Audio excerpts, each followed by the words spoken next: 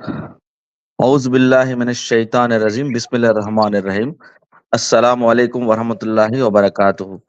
میں اب تمام بھائیوں اور بہنوں کو استقبال کرتا ہوں ہماری سوال و جواب سیریز کا دوسرے ایپیسوڈ میں۔ کامنٹ میں لنک جو ہے پن کر دیا گیا ہے، آپ لنک کلک کر کے اپنا نام لکھ کے آپ جوائن ہو جائیے۔ اپنے گیسٹ انوائٹ کر لیتے شیخ، ایک آدھا گھنٹہ انوائٹ کر کے اس کے بعد ہم لوگ سوال و جواب کا جو ہم لوگ گوگل فارم میں لیے تھے سوالات، اس کا جوابات انشاءاللہ دیا جائے گا۔ پہلے گیسٹ کو انوائٹ کریں گے۔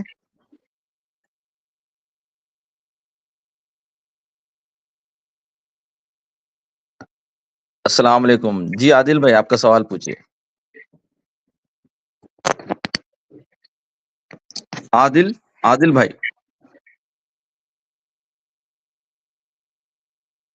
عادل بھائی آپ کا مائک میوٹ ہے، آن کر لیجئے گا۔ عادل بھائی آواز نہیں آ رہی شاید، چلو۔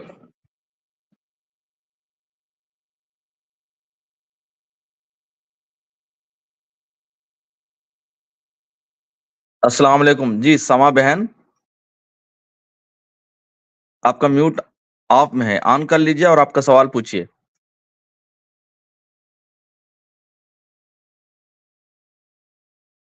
میری آواز آ رہی شیخ؟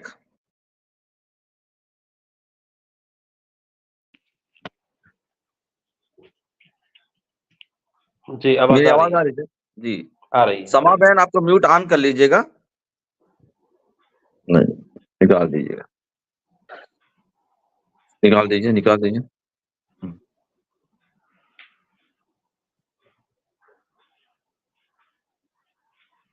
السلام علیکم جی بھائی، آپ کا سوال پوچھیے۔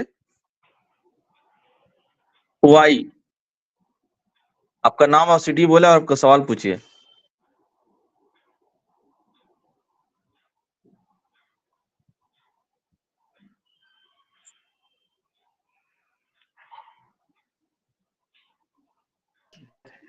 جی میرا السلام میرا علیکم جی، شبانہ سوال یہ ہے جی، شبانہ کہ بیگم جی بتائیے آپ کا سوال۔ کہیں جی پوچھے پر بہن۔ اجتماعی دعا جہاں پر جنازہ رہتا نا، تو میرا سوال یہ تھا کہ کہیں لیڈیز کا جنازہ رہتا نا تو وہاں پر اجتماعی دعا لیڈیز میں کر سکتے ہیں کیا؟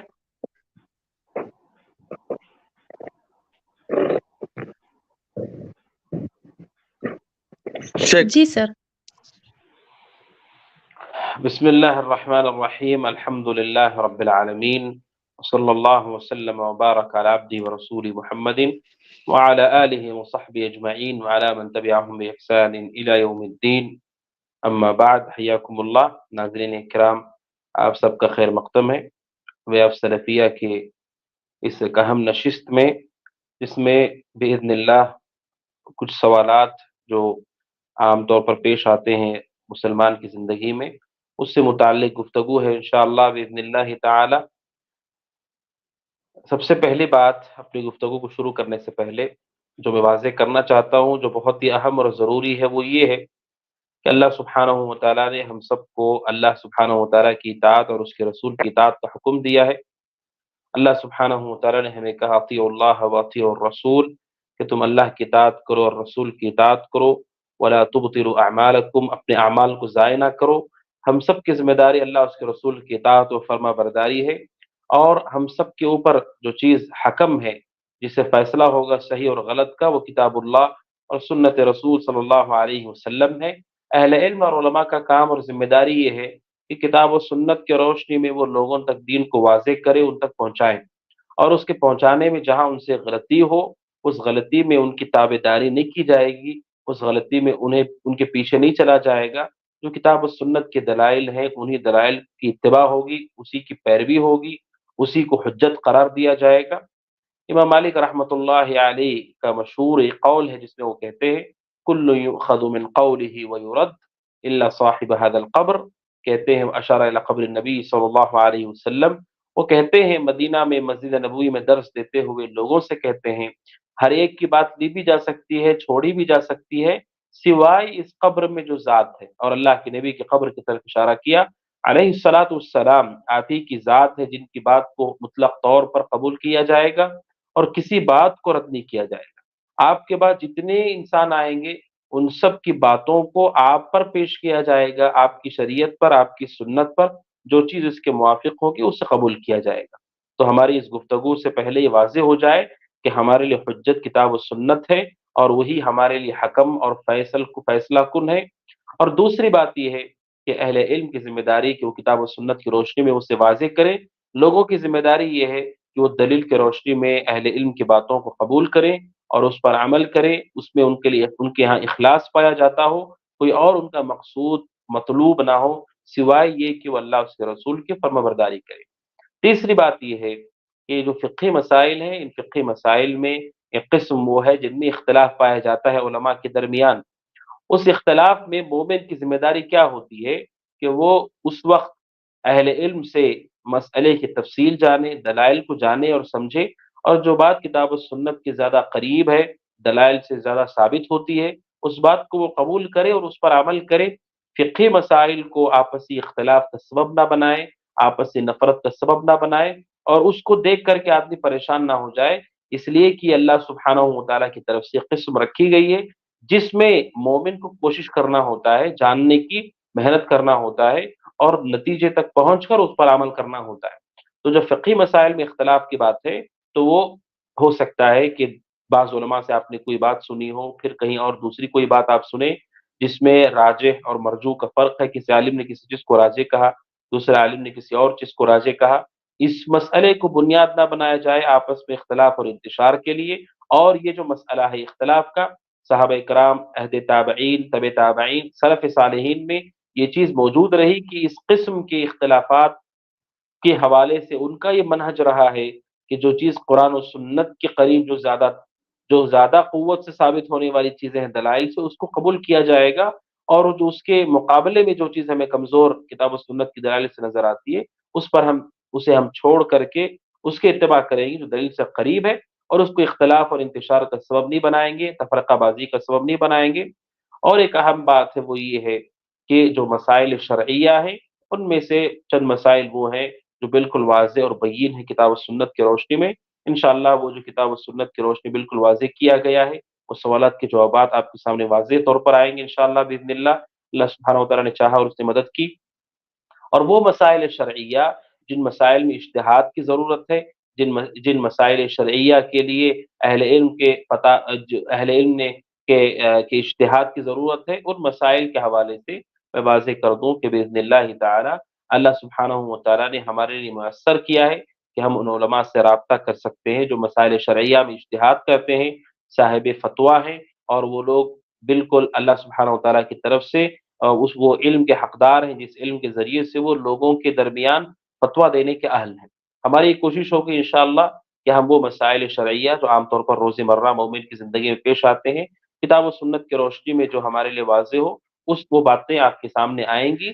और बाकी रही वो मसाइल जिनमें इज्तिहाद की ज़रूरत है, वो मसाइल जो मसाइल के दक़ीक़ और गहरे हैं, या वो मसाइल जो उम्मत के इज्तिमाई बड़े मसाइल हैं, उन मसाइल में बड़े अहले इल्म से, उलमा से राब्ता किया जाएगा और उनसे इस्तिफ़ादा किया जाएगा। सऊदी अरब के एक मशहूर आलिम दीन हैं, उनसे किसी चीज़ का मसअला पूछा गया और वो मसअला उम्मत के आम मसाइल से ताल्लुक़ रखता था। उन्होंने कहा ये मसअला पूछना है तो हैत किबार उलमा जो ममलकत सऊदी अरब के अंदर उलमा, बड़े उलमा की एक कमेटी है, उनसे राब्ता करो और पूछो। और रही बात तहारत और नमाज़ और वुज़ू के मसाइल, तो वो मसाइल इंशाअल्लाह हम उसको वाज़ेह करेंगे। तो वहाँ पर अहले इल्म का ये नहज है, और हमारे यहाँ पर भी ये नहज है कि वो उन मसाइल में दाखिल नहीं होते जो मसाइल उनके नहीं हैं। वो मसाइल जो उम्मत के इज्तिमाई मसाइल से ताल्लुक़ रखने वाली चीज़ें हैं, वो मसाइल जिनमें इज्तिहाद की ज़रूरत है, वो मसाइल जो दक़ीक़ है और गहरे हैं, उन मसाइल में अहले इल्म उसमें दाखिल नहीं होते। जो दीगर किबार उलमा हैं, बड़े उलमा हैं, उसके लिए इंशाअल्लाह काफ़ी और वाफ़ी हैं। हम इंशाअल्लाह बिइज़्निल्लाह वो जो मसाइल किताब और सुन्नत में वाज़ेह किए गए हैं, उमूम पेश आने वाले मसाइल, तहारत, नमाज़ और दीगर रोज़मर्रा के मसाइल, इंशाअल्लाह उसके हवाले से गुफ्तगू होगी। और तफ़सीलात के लिए और मज़ीद दक़ीक़ मसाइल को जानने के लिए, बड़े मसाइल को समझने के लिए अहले इल्म से राब्ता किया जाएगा। ये चंद मुख्तसर तमहीदी बातें थी जो मैंने आपके सामने रखी। तो सबसे पहला जो सवाल था, वो सवाल ये था कि इज्तिमाई तौर पर मय्यत के लिए दुआ करना ख़वातीन की तरफ से تو جان لیجئے کہ جنازے میں نہ جنازے کے میت کے تدفین سے پہلے ہو یا تدفین کے بعد ہو، کتاب و سنت میں کہیں پر بھی اجتماعی دعا کہ وہاں پر آدمی اکٹھے ہو جائے اور کوئی ایک آدمی دعا کرے باقی سب آمین کہیں، یہ اللہ کے نبی علیہ الصلوۃ والسلام سے ثابت نہیں ہے، صحابہ کرام سے ثابت نہیں ہے۔ جو چیز ثابت ہے وہ یہ ہے کہ ہم میں سے ہر شخص اس میت کے لیے دعا کرے، اس میت کے لیے دعا کرے، اس کی مغفرت کی دعا کرے، اس کی ثبات قدمی کی دعا کرے، البتہ اجتماعی طور پر کہ خواتین سب ایک طرف جمع ہو، کوئی ایک دعا کہے اور دوسرے سب باقی آمین کہیں، اس شکل کی کوئی دلیل کتاب و سنت میں نہیں ہے، واللہ تعالی اعلم۔ لہٰذا اسی پر اکتفا کیا جائے گا جو کتاب و سنت میں واضح ہے۔ اللہ کے نبی صلی اللہ علیہ وسلم تدفین کے بعد کہا کرتے تھے کہ تو اپنے بھائی کے لیے استغفار کرو، قبر میں سوالات میں ثبات قدمی کی دعا کرو، یہ اللہ کے نبی علیہ السلام کہا کرتے تھے۔ لہٰذا یہی ہمارا طریقہ ہو کہ ہم اس کے لیے دعائیں مغفرت کریں، ثبات قدمی کی دعا کریں، اور عمومی طور پر مومن کا مومن پر یہ حق ہوتا ہے اس کے مرنے کے بعد کہ ہم اس کے لیے مغفرت کی دعا کرتے ہیں، البتہ اس کے لیے اجتماعی شکل اور ایک ساتھ بیٹھ کر کے کوئی ایک دعا کہے باقی آمین کہیں، ایسی شکل کتاب و سنت میں واضح طور پر وارد نہیں ہے، واللہ تعالی اعلم۔ جی بہن، آپ کا سوال کا جواب مل گیا؟ بہت بہت جزاک اللہ خیرن کثیرہ سر۔ اور ایک سوال بھی تھا، جیسا بعض اوقات اپن کچھ دعائیں رہتے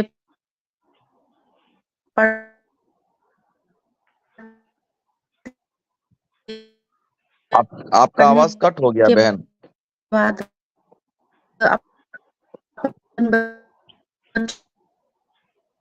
شیخ آپ کو آواز آ رہی ہے بہن کی؟ نہیں، آواز نہیں آ رہی ہے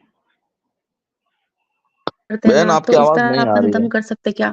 وہ منع ہے کیونکہ منہ سے جراثیم بہن، آپ کا جو بھی سوال نکلتا۔ دوبارہ پوچھیے۔ میرا سوال یہ تھا کہ اپن بچوں کے اوپر جو قرآنی دعائیں پڑھتے، جی میرا سوال یہ تھا کہ اپن بچوں پہ جو بھی دعائیں پڑھتے نا، قرآنی آیتیں دعائیں پڑھ کے اپن بچوں پہ دم کر سکتے کیا؟ جی ہاں، کوئی جیسے حرج بعض کی اوقات بات بچوں نہیں کو ہے، نظر لگ جاتی۔ کوئی حرج کی بات نہیں ہے، دم کرنا جائز ہے۔ نہیں بولتے نا پھونک کتاب و نہیں سنت مارنا، کی بولتے روشنی نا میں کسی بھی چیز پر پھونک نہیں مارنا۔ جو چیز منع کی گئی ہے وہ برتن میں پھونک مارنے سے اور اس سے منع، برتن میں استعمال کرنے کے حوالے سے بات آئی ہے کہ اس میں سانس نہ لی جائے، اس کے علاوہ ایسی کوئی پابندی نہیں ہے، اور دم کرنے میں جو پھونکا جاتا ہے اس میں کوئی حرج کی بات نہیں، اللہ تعالیٰ عنہ۔ جی بہن، جزاک اللہ۔ جی جزاک اللہ خیرن کثیرا۔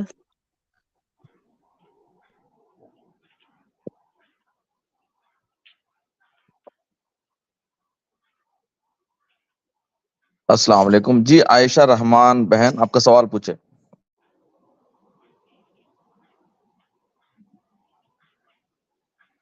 عائشہ رحمان بہن، آپ کا میوٹ آف میں ہے، آن کر لیجئے۔ السلام علیکم ورحمۃ اللہ وبرکاتہ۔ سر مجھے یہ پوچھنا تھا کہ جمعہ سے پہلے آدمیوں کے لیے سنت پڑھنی ہے یا نہیں، جو وہ نماز کے لیے جاتے ہیں تو؟ اور ایک مسئلہ یہ تھا کہ جب ہم واش روم کے لیے جاتے ہیں بیت الخلاء، اور واش روم ہمارا دور دور ہے، تو بیت الخلاء اور واش روم جہاں نہانے کی جگہ ہے وہاں پہ واش روم کے لیے بچوں کو یا کوئی بڑا کوئی بزرگ ہے تو جا سکتا ہے نہانے کی جگہ پہ؟ وہ مجھے پوچھنا تھا۔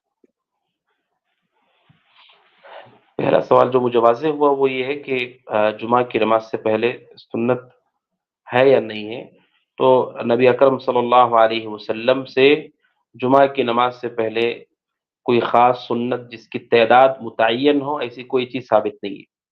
جمعہ کی نماز سے پہلے جو بھی مومن پہنچتا ہے جمعہ کو امام کے آنے سے پہل تو اس کے لیے مشروع ہے وہ جتنی چاہے نماز پڑھ سکتا ہے۔ فَصَلَّى مَا قُدِّرَ لَهُ، حدیث کے الفاظ ہیں کہ جو مسجد میں پہنچتا ہے، بخاری کی حدیث ہے، اور وہاں پہنچ کر جمعہ کے دن کی بات ہے کہ وہ جتنی اس کے مقدر میں ہے، اس کی طاقت میں ہے، وہ نماز پڑھتا ہے۔ لہٰذا جمعہ کی نماز سے پہلے کوئی خاص سنت طے نہیں کی گئی ہے کہ 2 رکعت ہوگی، 4 رکعت ہوگی، آدمی استطاعت بھر جتنا چاہے پڑھ کر کے وہ بیٹھ سکتا ہے یہاں تک کہ امام خطبے کے لیے ظاہر ہو جائے، اللہ تعالیٰ عنہ۔ اور دوسرا سوال واضح نہیں ہوا۔ جی بہن، آپ کا دوسرا سوال واضح کریے۔ सर मेरा दूसरा सवाल ये था कि अगर घर में बुजुर्ग हैं, हमारा बैतुल खुला और वॉशरूम दोनों दूर-दूर है, तो वॉशरूम जहाँ पे हम नहाने के लिए जाते हैं, तो वो जो बुजुर्ग हैं वहाँ पे वो वॉशरूम के लिए अपनी मतलब उनको हम रात में अगर जाना है तो वॉशरूम वहाँ पे करवा सकते हैं, फिर हम वहीं पे नहाना ऐसा चलेगा क्या? ये पूछना था मुझे।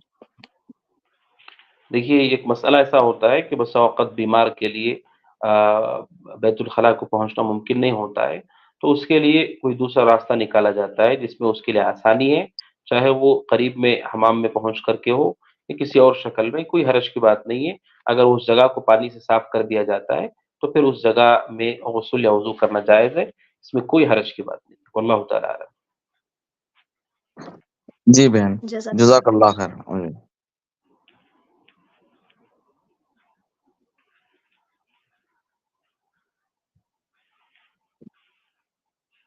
जी आदिल अहमद भाई, आपका म्यूट ऑन कर लीजिएगा, आपका सवाल पूछिए।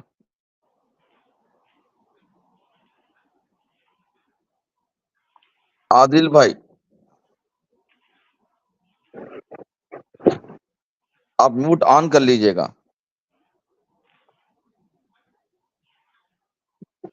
ठीक। जी नाजिया बहन, जी म्यूट ऑन कर लीजिए, आपका सवाल पूछिए। जी, अस्सलाम वालेकुम वरहमतुल्लाहि वबरकातुहू। जी, मेरा सवाल है कि आजकल वॉशरूम का जो तरीक़ा है कि नहाने की जगह और टॉयलेट की जगह सेम होती है, तो क्या वज़ू वग़ैरह वहाँ पे किया जा सकता है? जैसे कमोड सिस्टम है वेस्टर्न वाला तो उसको तो कवर कर देते हैं, लेकिन इंडियन तो खुला रहता है, तो क्या वहाँ पे वज़ू करना सही होगा, मुनासिब है? देखिए, इस हवाले से एक रिवायत है सुनन तिरमिज़ी में अब्दुल्लाह बिन मुग़फ़्फ़ल रज़ियल्लाहु तआला अन्हु की, जिससे पता चलता है कि अल्लाह के नबी अलैहिस्सलातु वस्सलाम ने इससे मना किया है कि कोई आदमी ऐसी जगह पर इस्तिंजा करे, पेशाब करे जहाँ पर वो गुस्ल करता है और अल्लाह के नबी ने फरमाया अलैहिस्सलातु वस्सलाम इसकी वजह से बहुत वसवसे आते हैं दिल में। ये बात अल्लाह के नबी ने बयान फरमाई है, अबू दाऊद तिरमिज़ी की हदीस है और इस हदीस को बाज़ अहल में सही कहा, जैसे शेख मुक़बिल बिन हादी अल-वादिई रहिमहुल्लाह, कि जहाँ पर हम पेशाब करते हैं वहाँ पर हम गुस्ल ना करें, क्योंकि अल्लाह के नबी ने कहा उससे बहुत वसवसे आते हैं कि कहीं छींटे ना लग गए हों, ना कहीं कपड़े में ना लग गया हो। तो यही बात अहले इल्म ने ज़िक्र की है, लेकिन चूँकि हमारे यहाँ पर अभी जो सिलसिला है घरों की तामीर है, उसमें जगह की गुंजाइश का मसला आता है कि हमारे पास इतनी जगह है कि अलग से हम्माम बनाएँ, अलग से बैतुल ख़ला बनाएँ, वगैरह-वगैरह, तो ये जायज़ है इंशाअल्लाह। ख़ास तौर पर अहले इल्म ने कहा कि जब उसमें बह जाने का रास्ता बाक़ी है, उसमें पानी, इस्तिंजा कोई भी चीज़ बह जाती है और वहाँ पर बाक़ी नहीं ठहरती है, तो इसके इस्तेमाल में कोई हरज की बात नहीं है। इमाम अता जो अब्दुल्लाह बिन अब्बास रज़ियल्लाहु तआला अन्हुमा के शागिर्द हैं, उन्होंने कहा कि इसमें कोई हरज नहीं अगर वो पानी बह जाता है, अगर वो इस्तिंजा बह जाता है। अब हमारे यहाँ सहूलत है, अगरचे कि हम्माम और इस्तिंजा खाने एक साथ होते हैं, लेकिन वहाँ पर पानी के बह जाने की पूरी सहूलत होती है। लिहाज़ा अगर ऐसे ऐसी कोई तामीर है, तो कोई हरज की बात नहीं, पाकी सफाई का ख़याल किया जाए, वहाँ पे वुज़ू भी हो सकता है, गुस्ल भी हो सकता है। और अगर कोई अलग-अलग रख लेता है, उसको उसके लिए उसके पास उसके लिए आसानी है, हम्माम अलग रखता है और बैतुल ख़ला अलग रखता है, तो उसका अपना मसला है, उसका अपना मामला है कि वो पूरी तरीके से मुतमईन होना चाहता है। लेकिन अगर पानी के बह जाने का इंतज़ाम है, तो शरई तौर पर कोई क़बाहत उसमें नहीं है, ज़रूरत की वजह से, वल्लाहु तआला अअलम। जी शेख, जज़ाकल्लाह खैरन। अगला गेस्ट समीना अंबर। जी बहन समीना फातिमा, आपका सवाल पूछे।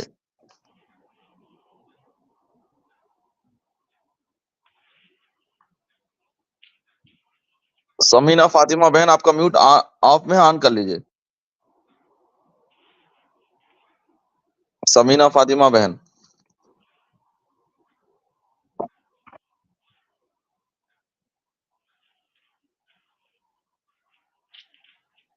नेक्स्ट आयशा, आयशा रहमान बहन, अब आपका माइक ऑन कर लीजिए। आयशा रहमान बहन, आवाज आ रही मेरी?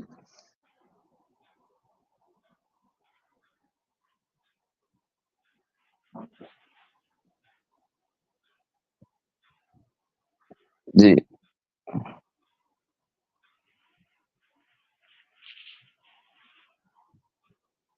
जी आदिल भाई, عادل بھائی آپ کا میوٹ آن کر لیجئے، آپ کا سوال پوچھیے، آپ بار بار جوائن ہو رہے ہیں، آپ کا سوال پوچھ نہیں رہے ہم۔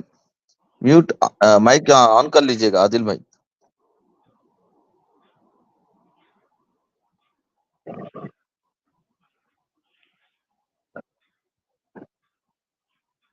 شیخ گیسٹ جوائن ہونے دیجیے گا، جب تک ہم سوال و جواب جو گوگل فارم میں ہم لیے تھے اس کا سوال و جواب شروع کریں۔ جی بسم اللہ۔ جی شیخ، پہلا سوال ہے عائشہ ترنم کا۔ اس بہن کا سوال ہے کہ میقات پہ جا کے صرف نیت کرنی چاہیے یا 2 رکعت نماز پڑھنی چاہیے؟ دیکھیے میقات کے حوالے سے کہ احرام باندھنے کی کوئی خاص سنت ہے یا نہیں ہے، یہ مسئلہ ہے۔ تو حدیث میں احرام کے لیے خاص کسی سنت کا تذکرہ نہیں ہے کہ کوئی آدمی احرام باندھ لے تو احرام باندھنے کے بعد 2 رکعت سنت پڑھے یا احرام باندھنے سے پہلے 2 رکعت سنت پڑھے، ایسی کوئی بات حدیث میں مذکور نہیں ہے۔ جو چیز حدیث میں ہے کہ اللہ کے نبی صلی اللہ علیہ وسلم جب حج کیا تو آپ کا یہ معاملہ رہا کہ آپ نے ظہر کی نماز ادا کی، پھر آپ نے احرام باندھا۔ تو یہ ایسا معاملہ ہوا، اس وجہ سے اہل علم کہتے ہیں اگر کوئی کسی آدمی کا احرام باندھنا کسی نماز کے بعد ہو جاتا ہے تو یہ ایسے ہی ہے جیسے اللہ کے نبی صلی اللہ علیہ وسلم کے ساتھ ہوا کہ آپ نے ظہر کی نماز پڑھی اور احرام آپ نے باندھ لیا، لیکن اس کے لیے کوئی خصوصی سنت کہ ہاں ہم اسے پڑھ کر کے احرام میں داخل ہوں گے، ایسے کوئی چیز کتاب و سنت میں ہمارے علم میں نہیں ہے۔ اللہ تعالی عالم۔ اگر کوئی آدمی کسی جگہ مسجد میں ہے، وہ 2 رکعت تحیۃ المسجد وہاں پڑھتا ہے، بیٹھتا ہے، پھر احرام باندھ کر کے آتا ہے، یا پھر نماز ظہر وہ ادا کرتا ہے پھر احرام باندھ لیتا ہے، تو پھر نبی علیہ الصلوۃ والسلام کے ساتھ بھی ایسا ہوا ہے کہ آپ کے احرام سے پہلے ایک نماز گزری ہے۔ واللہ تعالی عالم۔ جزاک اللہ خیر ہے شیخ۔ اگلا سوال ہے رونق پروین کی۔ منی، ان کا سوال ہے کہ منی خارج ہونے سے غسل کرنا واجب ہے؟ عورت کو عام دنوں میں جو سفید سے نکلتا ہے کیا اس میں غسل کرنا ہے؟ جی ہاں، منی کے خروج سے غسل واجب ہو جاتا ہے، چاہے مرد ہو کہ عورت، غسل کرنا واجب ہے، وہ بھی غسل کے وجوب کے اسباب میں سے ہے۔ واللہ تعالی عالم۔ جزاک اللہ خیر ہے شیخ۔ اگلا بہن کا سوال ہے ثنا ریاض شیخ۔ اس بہن کا سوال ہے کہ کیا کاش ورڈ استعمال کرنا چاہیے یا نہیں؟ اس حوالے سے اہل علم نے ذکر کیا ہے کہ اگر کوئی آدمی یا عورت استعمال کرتی ہے ایسے لفظ کو اگر اور کاش، اور وہ ایسی چیز ہے جو گزر چکی ہے، تو پھر اس سے اسے کوئی فائدہ حاصل نہیں ہوگا سوائے یہ کہ اس کے غم میں اور اضافہ ہوگا۔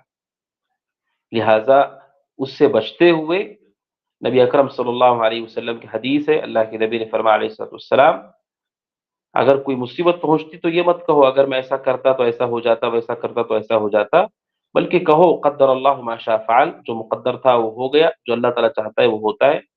لہٰذا ایسے الفاظ استعمال کرنے سے آپ کے غم میں اور گہرائی ہو جائے گی اور پریشانی بڑھ جائے گی۔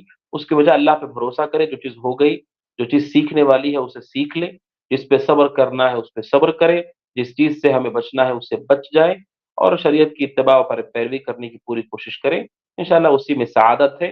ورنہ ان الفاظ کے پیچھے بس اوقات آدمی اور زیادہ پریشان ہو جاتا ہے، اس سے اجتناب کرنا چاہیے۔ واللہ تعالیٰ عالم۔ جی شیخ جزاک اللہ خیر۔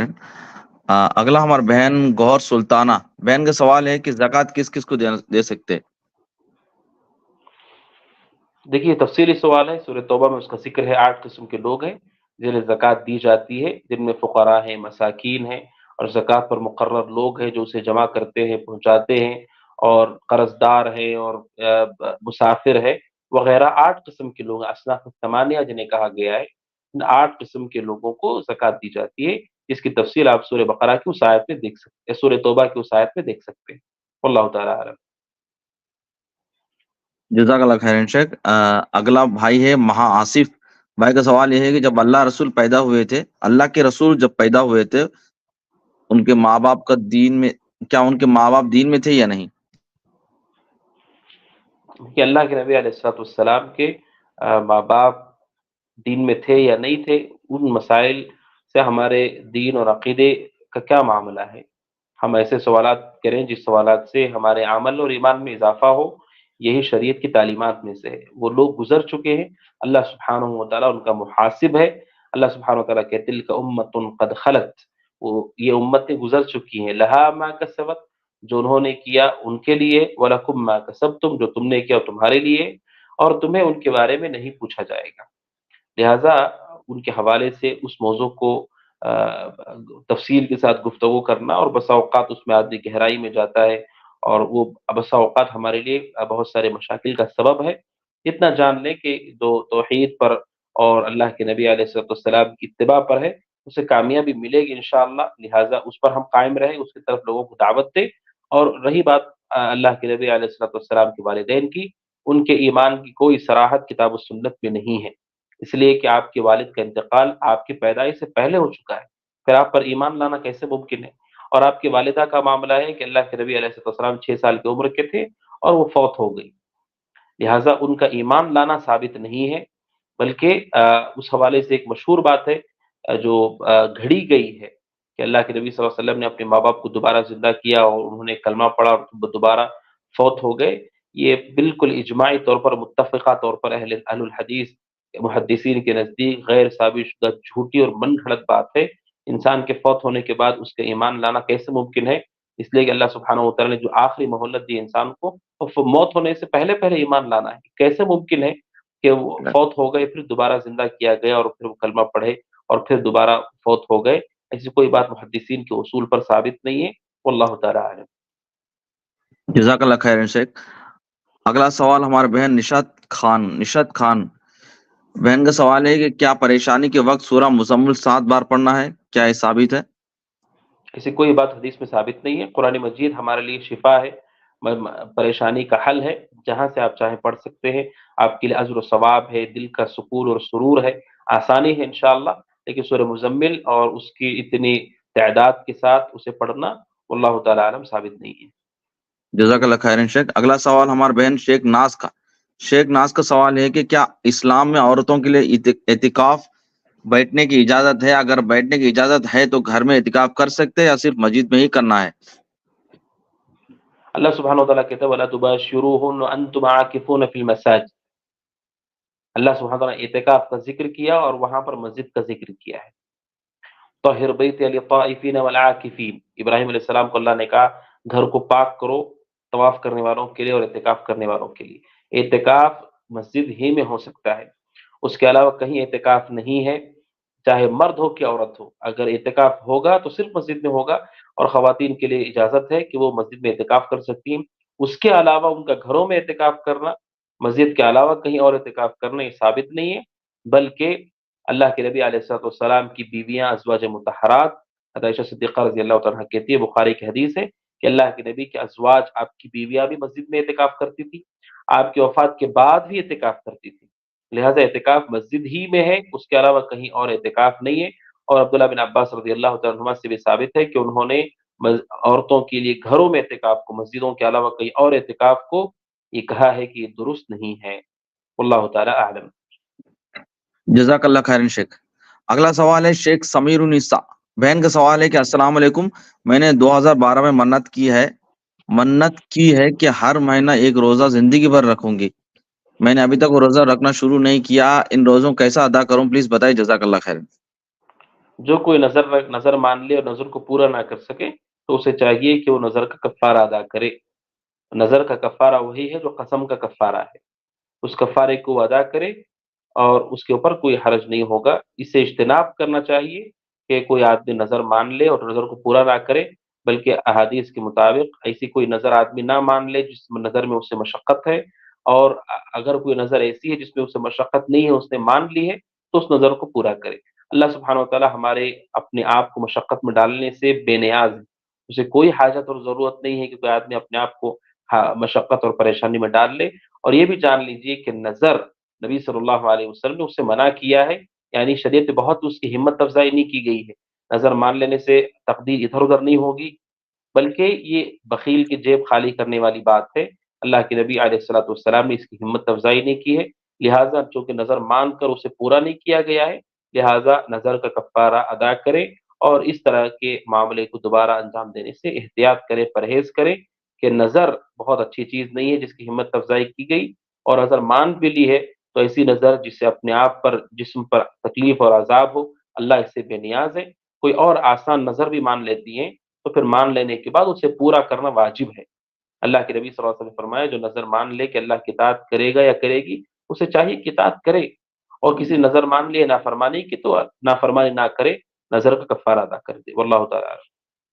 جزاک اللہ خیر شیخ۔ اگلا سوال ہے عادل پٹیل بھائی کا سوال ہے کہ کیا کبھی نیند نہ کھلنے کی وجہ سے اگر سورج نکلنے وقت ہو جائے تو فجر کی فرض نماز پڑھ سکتے یا سورج پورا نکلنے تک رکنا چاہیے؟ یعنی یا جب یاد آئے تب پڑھنا چاہیے، سورج کے بعد پڑھنا چاہیے؟ سوال تھا بھائی کا۔ دیکھیے نبی صلی اللہ علیہ وسلم کی حدیث ہے، اللہ کے نبی علیہ السلام نے فرمایا، بخاری کی حدیث ہے کہ من نام عن صلاۃ او نسیہا فلیصلیھا اذا ذکرھا، کہ کوئی آدمی سو جائے اور یا بھول جائے، ایسا ہو جا سکتا ہے بس اوقات، تو آپ نے کہا جب بھی یاد آ جائے، جب بھی وہ نیند سے جاگے، اس وقت وہ نماز کو ادا کر لے، وہی اس کے نماز کا وقت ہے۔ لہٰذا اس موقع پر اگر ہم یہ خیال کریں گے کہ نہیں سورج کے طلوع ہونے کا وقت ہے، یہ ان لوگوں کے لیے ہے جو نفل نماز پڑھنا چاہتے ہیں کہ انہیں مکروہ اوقات کا خیال کرنا ہے۔ یہ چیز تو ہمارے پر فرض ہے، فرض ہر صورت میں ادا کرنا ہے۔ لہٰذا سب سے پہلی ذمہ داری یہ ہے آنکھ کھلنے کے بعد، یاد آنے کے بعد فوراً نماز پڑھنا ہے، جیسے اللہ کے نبی نے کہا علیہ الصلوۃ والسلام فلیصلیھا اذا ذکرھا، نماز پڑھ لے جب بھی اسے یاد آ جائے۔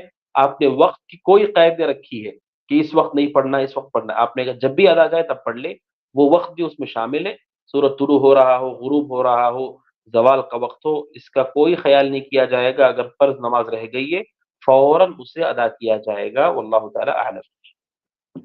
جزاک اللہ خیر شیخ۔ اگلا سوال ہے ہمارے بھائی محمد کا۔ بھائی کا سوال ہے کہ جس کمرے میں ہم بستری کرتے ہو وہاں قرآن رکھ سکتے یا نہیں؟ قرآن اگر پاک اور صاف کسی جگہ پر رکھا گیا ہے جہاں پر اس کی بے حرمتی نہیں ہوتی ہے تو کوئی حرج کی بات نہیں ہے، اسے کمرے میں بھی رکھا جا سکتا ہے، ہال میں بھی رکھا جا سکتا ہے، بس اس کا خیال کیا جائے کہ وہ پاک صاف اور احترام کے ساتھ رکھا گیا ہو۔ واللہ تعالیٰ عالم۔ جزاک اللہ خیر شیخ۔ اگلا سوال ہے ہمارے بہن ماہرہ کا۔ بہن کا سوال ہے کہ میری شوہر میری ماں باپ کو عزت نہیں دیتے، گھر نہیں آتے، نہ ہی بات کرتے، تو میں کیا کروں؟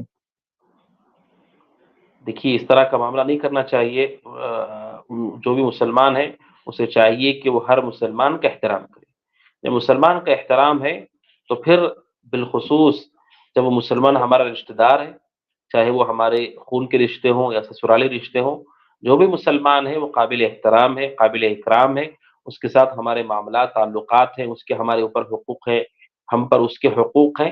لہٰذا ایسا عمل نہیں کرنا چاہیے کہ ہم بسا اوقات پریشانیاں یا آپس میں کچھ چیزیں ایسی ہو جاتی ہیں جس کی وجہ سے آدمی ناراض ہو جاتا ہے، لیکن ناراضگی کو برقرار رکھنا، ناراضگی کو ہمیشہ زندہ رکھنا اور عداوت کو دل میں جگائے رکھنا یہ مومن کا طریقہ نہیں ہے۔ یقیناً ہم سب کے اندر کمی ہے، کمزوری ہے، کوتاہیاں ہیں، غفلت ہے، اس کے سوا بسا اوقات کچھ پریشانیاں ہو جاتی ہیں، لیکن ان چیزوں کو ہمیشہ برقرار رکھنا یہ مومن کا طریقہ نہیں ہے۔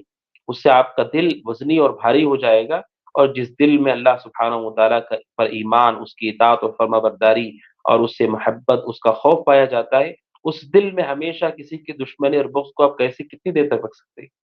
لہٰذا یہ مومن کا طریقہ نہیں ہے، وہ بغیض نہیں ہوتا ہے، چیزوں کو دل میں ہمیشہ رکھنے والا نہیں ہوتا ہے۔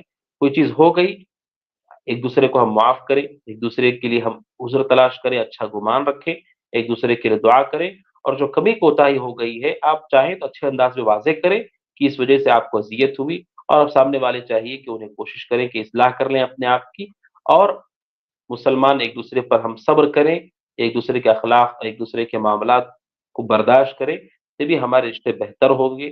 لہٰذا انہیں اس عمل سے اجتناب کرنا چاہیے، اللہ سے ڈرنا چاہیے اور احترام کرنا چاہیے ہر مسلمان کا، اور جبکہ وہ مسلمان اگر ساس سسر ہیں تو ان کا احترام بھی ہمارے اوپر ہے۔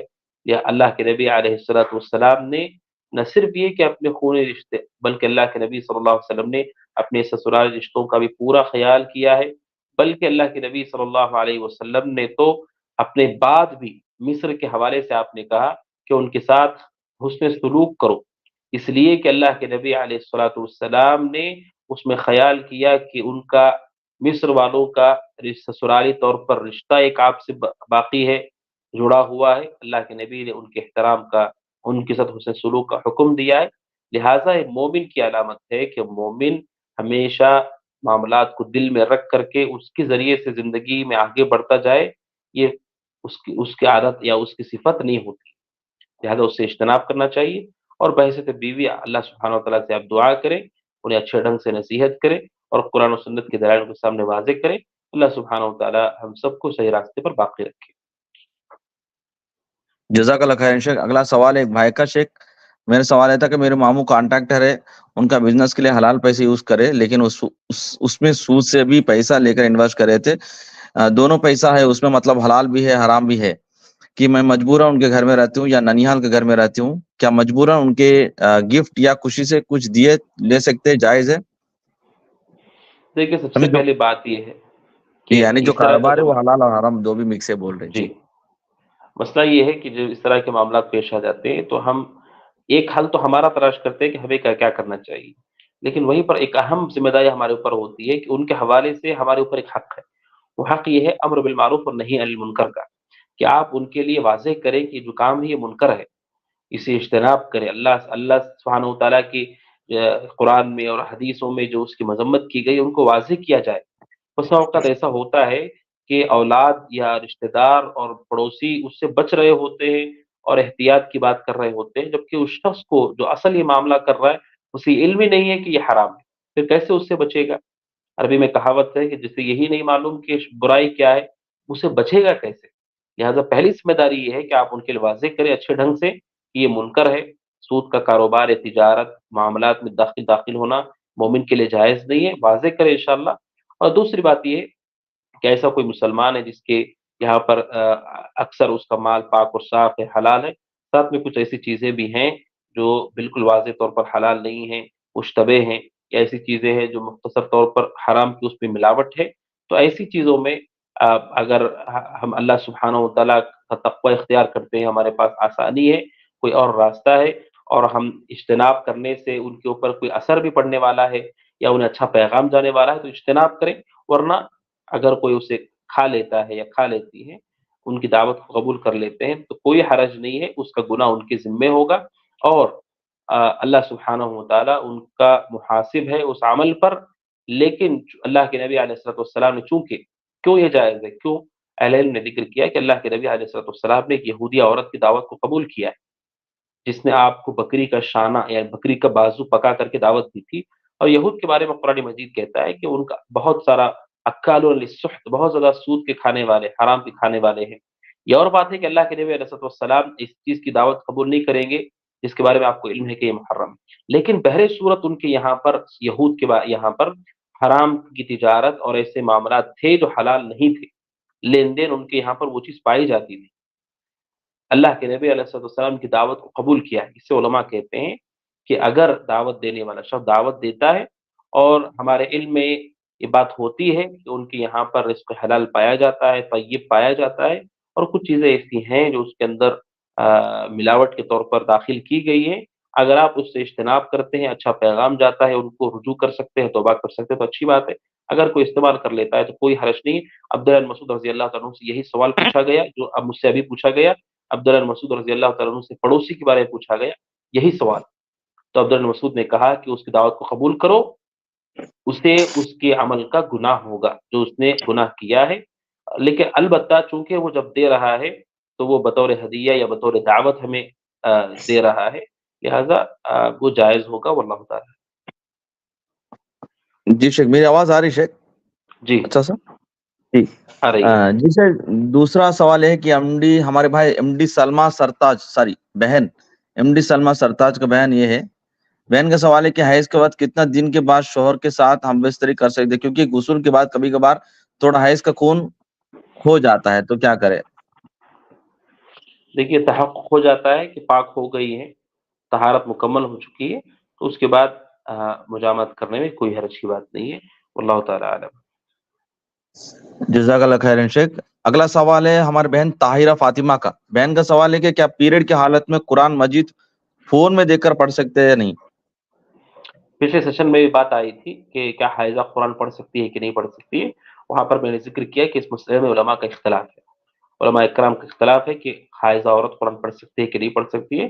علماء کی ایک جماعت یہ کہتی ہے کہ خواتین کے لیے چھونا منع ہے، البتہ زبانی طور پر وہ پڑھ سکتی ہے، بعض اہل علم کا یہ فتویٰ ہے، اور میں نے ذکر کیا کہ شیخ عبدالعزیز بن عبداللہ بن باز رحمۃ اللہ علیہ نے کہا کہ یہ درست ہے، صحیح ہے، لہٰذا اس فتوے کے مطابق اگر کوئی خاتون مصحف کے بجائے قرآن میں پڑھ لیتی ہے، کیونکہ موبائل میں پڑھ لیتی ہے اور موبائل مصحف نہیں ہے، تو انشاءاللہ یہ جائز ہوگا، واللہ تعالیٰ اعلم۔ جی جی شیخ، اگلا سوال ہے طاہرہ فاطمہ کا ہی۔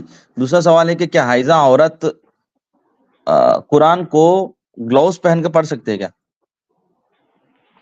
یہی معاملہ ہے کہ قرآن مجید کے حوالے سے میں نے ذکر کیا کہ اختلافی مسئلہ ہے، لہٰذا احتیاط یہ ہے کہ بغیر کسی شدید حاجت کے اس کی طرف نہ جایا جائے۔ علماء نے ذکر کیا ہے کہ وہ خواتین جو مدرسے میں پڑھتی ہیں وغیرہ، ان کے لیے اب اتنے دنوں کی چھٹی کا مسئلہ ہوتا ہے وغیرہ، اس لیے یہ جائز ہے کہ وہ کسی آڑ سے اسے چھوئیں، لیکن مستقل حائضہ کے لیے ایسی بات اہل علم نے واللہ عالم نہیں کہی ہے کہ کسی عورت کا بھی یہ دن چل رہے ہوں تو کوئی مسئلہ نہیں، کوئی حائل کو اپنے ہاتھوں میں پہن لے اور پڑھنا شروع کر دیں، بلکہ احتیاط کریں، اس میں احتیاط کریں، زیادہ بہتر ہے، واللہ تعالیٰ عالم۔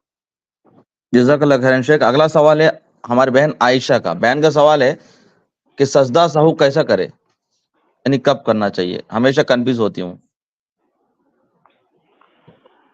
سجدہ سہو کے حوالے سے تفصیل ہے، مختصراً اگر یہ کہا جائے کہ اگر نماز میں کوئی کمی ہو جاتی ہے تو سجدے سے پہلے سلام سے پہلے 2 سجدے کیے جاتے ہیں، زیادتی ہو جاتی ہے، اضافہ ہو جاتا ہے تو پھر سلام پھیرنے کے بعد 2 سجدے کر کے پھر سلام پھیرا جاتا ہے، واللہ تعالیٰ عالم۔ جزاک اللہ خیرن شیخ۔ اب تھوڑی دیر گیسٹ آئے ہوئے ہیں، تھوڑا انوائٹ کر لیں گے۔ نجمہ بہن، جی بہن آپ کا سوال پوچھیے۔ السلام علیکم ورحمۃ اللہ وبرکاتہ۔ وعلیکم السلام۔ جی بہن، میرا سوال ہے کہ فرض نماز کے تشہد میں اللہم اکفنی بحلالک عن حرامک ایسے دعائیں پڑھ سکتے کیا فرض نماز کے تشہد میں؟ اور ربنا ظلمنا انفسنا اور رب اجعلنی مقیم الصلاۃ ایسے دعا پڑھ سکتے کیا؟ جی ہاں، اللہ کے نبی صلی اللہ علیہ وسلم سے جو دعائیں ثابت ہیں، اللہ کے نبی نے فَلْيَتَخَيَّرْ مِنَ الْمَسْأَلَةِ مَا شَاءَ، جو اللہ کے نبی سے تشہد میں دعائیں وارد ہیں ان کے علاوہ وہ ہو جانے کے بعد آپ جو چاہیں دعائیں چن کر کے وہاں پڑھ سکتی ہیں، خاص طور پر وہ جو ثابت ہے اللہ کے نبی علیہ السلام سے کہیں اور کتاب و سنت میں، تو ان دعاؤں کے پڑھنے میں کوئی حرج کی بات نہیں ہے، ربنا آتنا فی الدنیا ہوں یا دیگر دعائیں جو کتاب و سنت میں آئی ہیں، تشہد کی دعاؤں کو پورا کرنے کے بعد آخر میں سلام پھیرنے سے پہلے پہلے یہ دعائیں پڑھ سکتی ہے، کوئی حرج نہیں، واللہ تعالیٰ عالم۔ جزاک اللہ خیر۔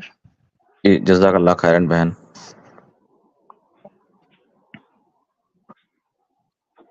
اگلا ہماری بہن شازیہ فاروقی۔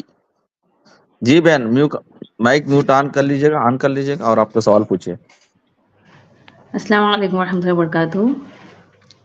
جی میرا یہ سوال ہے شیخ، جیسے ہم وضو کرتے ہیں، جیسے اکثر جیسے عورتیں جیسے وضو کر لیتی ہیں کچن میں، اب پیر دھونے کے لیے جا رہے ہیں باتھ روم میں، تو اس دوران جیسے مطلب اگر کچھ جیسے کچن میں جیسے تھوڑا کچھ کام جیسے مطلب جیسے کچھ ڈھانکنا وغیرہ ایسے کچھ کر کے پھر پیر دھونے چلی گئیں، تو کیا ایسا کر سکتے ہیں، جائز ہے؟ دیکھیے وضو کے لیے بہت ضروری چیز ہوتی ہے الموالات۔ الموالات کا معنی ہے کہ پے در پے عمل کرنا۔ وضو کرنے کے لیے ایک کے بعد دیگر مسلسل آپ کو اعضاء دھلنے ہیں، اسے موالات کہا جاتا ہے۔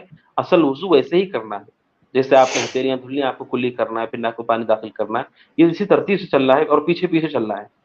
لیکن اگر کوئی ایسا مسئلہ ہے، بسا اوقات ایسی کوئی ضرورت ہے کہ کوئی برتن کو ڈھانپنا ہے، کوئی حرج کی بات نہیں ہے۔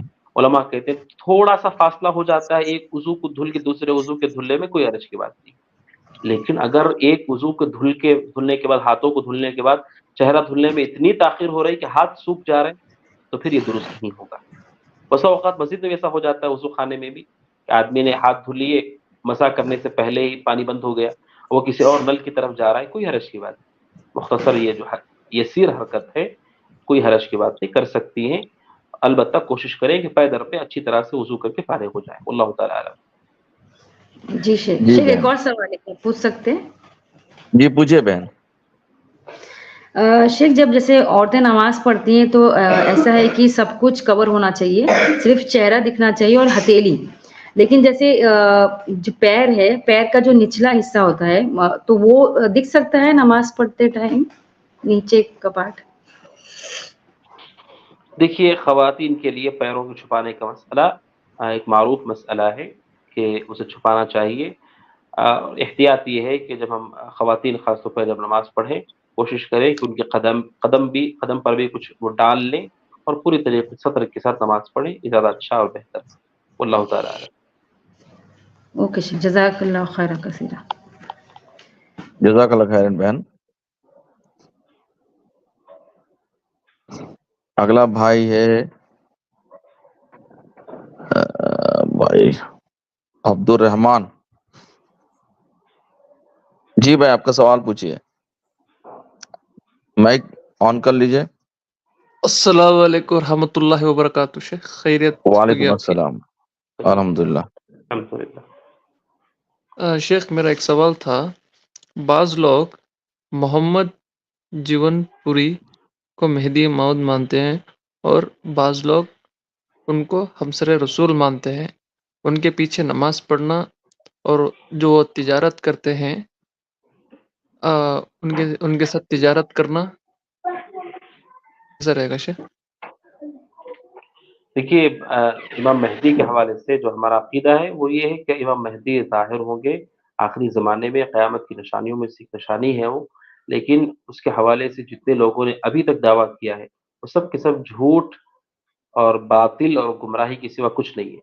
اس لیے کہ نشانیاں ایک دوسرے سے جڑی ہوئی ہیں.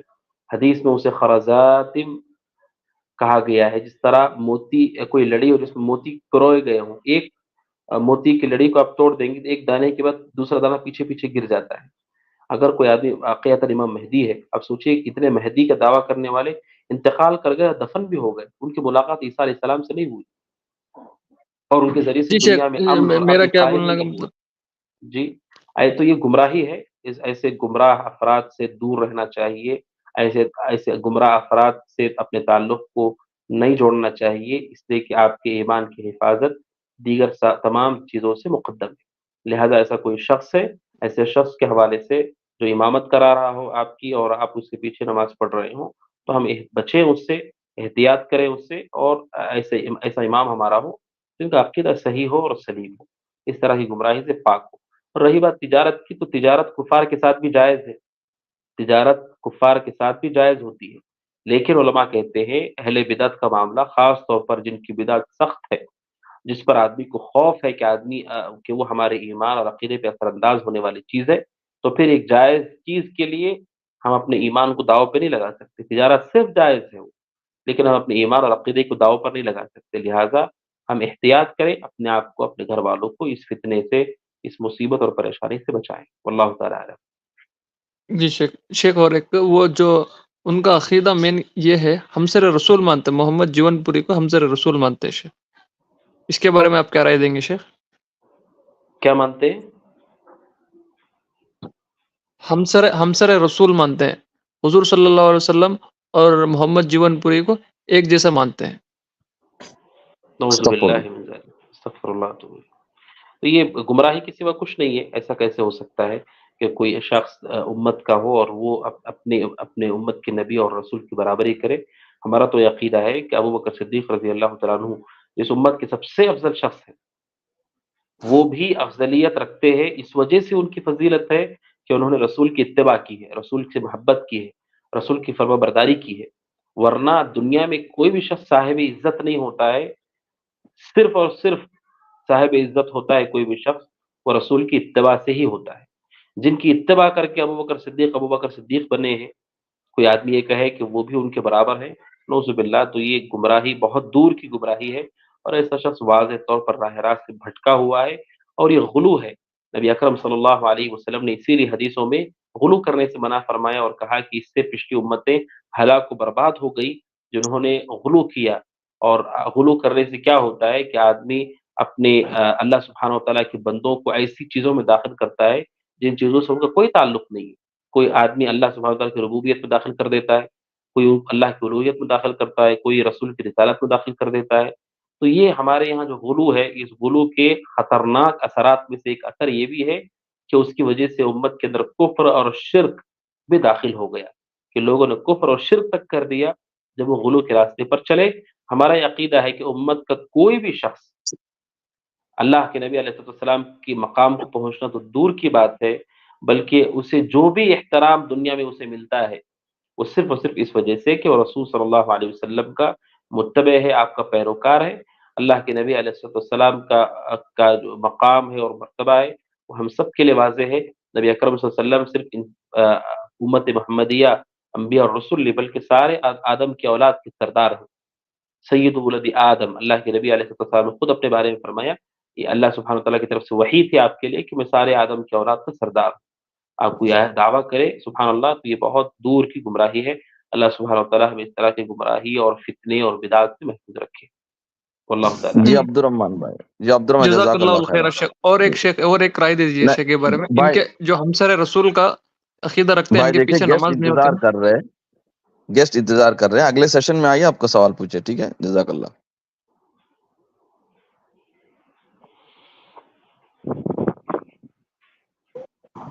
جی عائشہ رحمان جی عائشہ رحمان بہن آپ کا سوال پوچھیے.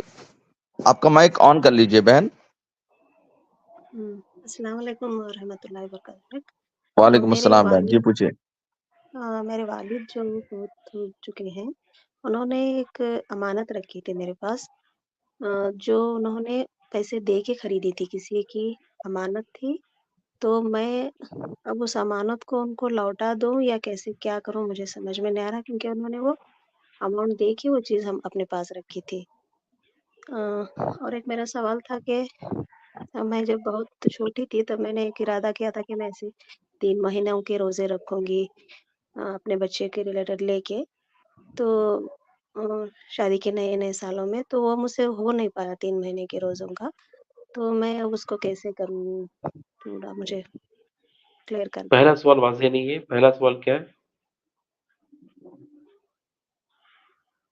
سر ایک امانت میرے والد جو میرے بھائی کی ہی ہے، ایک امانت تھی ان کے پاس جو انہوں نے ان کو اماؤنٹ دے کے لی تھی اور وہ میرے پاس رکھی ہوئی ہے وہ چیز، ان کی چیز. امانت پھر کیسے ہوئی؟ جب انہوں نے قیمت دے دی اس کی تو ان کی چیز ہو گئی وہ. ہاں سر، لیکن ان کی کسی وجہ سے انہوں نے ان کے پاس رکھوائی تھی تھوڑے سے پیسے دے کے، اس وقت کی قیمت دے کے، جو کہ اب اس کی قیمت زیادہ ہے. تو ابھی میں ان کو لوٹا دوں یا وہ اپنی وہ چیز کو اپنے پاس رکھ لوں، کیسے کروں سر؟ واللہ تعالیٰ عالم، اس کی تفصیل کی ضرورت ہے. واللہ تعالیٰ عالم. بہن اگلے سیشن میں آئیے، آپ کو جواب دے دیں گے انشاءاللہ. ٹھیک ہے جی. جزاک اللہ. جی مصعب سلار. السلام علیکم شیخ. وعلیکم السلام. السلام علیکم ورحمۃ اللہ وبرکاتہ. السلام. وعلیکم السلام. جی بھائی پوچھیے، آپ کا سوال پوچھیے. شیخ میرا سوال یہ ہے کہ آج ہندوستان میں سب سے ٹاپ کلاس ایگزامز جو U P S C, I A S, I P S کے ایگزام، جو سول سروس ایسپیرنٹ کے ایگزام جو ہوتے ہیں، جی بھائی پوچھیے. جو ایگزامس ہوتے ہیں شیخ، اب الحمدللہ داڑھی جو چیز جو بہت واجب ہے مسلمان کے لیے، اور ان سروسز میں انٹرویو کو جانے کے لیے یا سلیکشن ہونے کے بعد یہ سروس میں کام کرنے کے لیے ہمیں داڑھی حکومت سے رکھنے کی اجازت نہیں دی گئی ہے شیخ. تو یہ ایگزامس میں کوالیفائی ہونے کے بعد اگر ہم نبی صلی اللہ علیہ وسلم کا اتباع کرنا تو ان سب سے بہت بڑا ہے. تو داڑھی کے سلسلے سے تب ہم کیا کرنا پڑے گا شیخ؟ کیونکہ اگر ایسے آفیسرز بن گئے تو دن کا کام بھی بہت کر سکتے ہیں، لیکن بنا داڑھی کے لوگ بھی ہمیں جج کریں گے، اور نبی کے ہم فالوورز ہیں تو نبی صلی اللہ علیہ وسلم کا تو مین درجہ دینا پڑے گا. تو ہم کیسے کرنا پڑے گا شیخ؟ جی میرے علم میں نہیں ہے کہ اس طرح سے کوئی پابندی حکومت کی طرف سے ہوتی ہے. اگر ایسی کوئی چیز ہے دیگر علماء سے آپ رابطہ کر کے اس حوالے سے مسئلہ معلوم کر سکتے ہیں. واللہ تعالیٰ.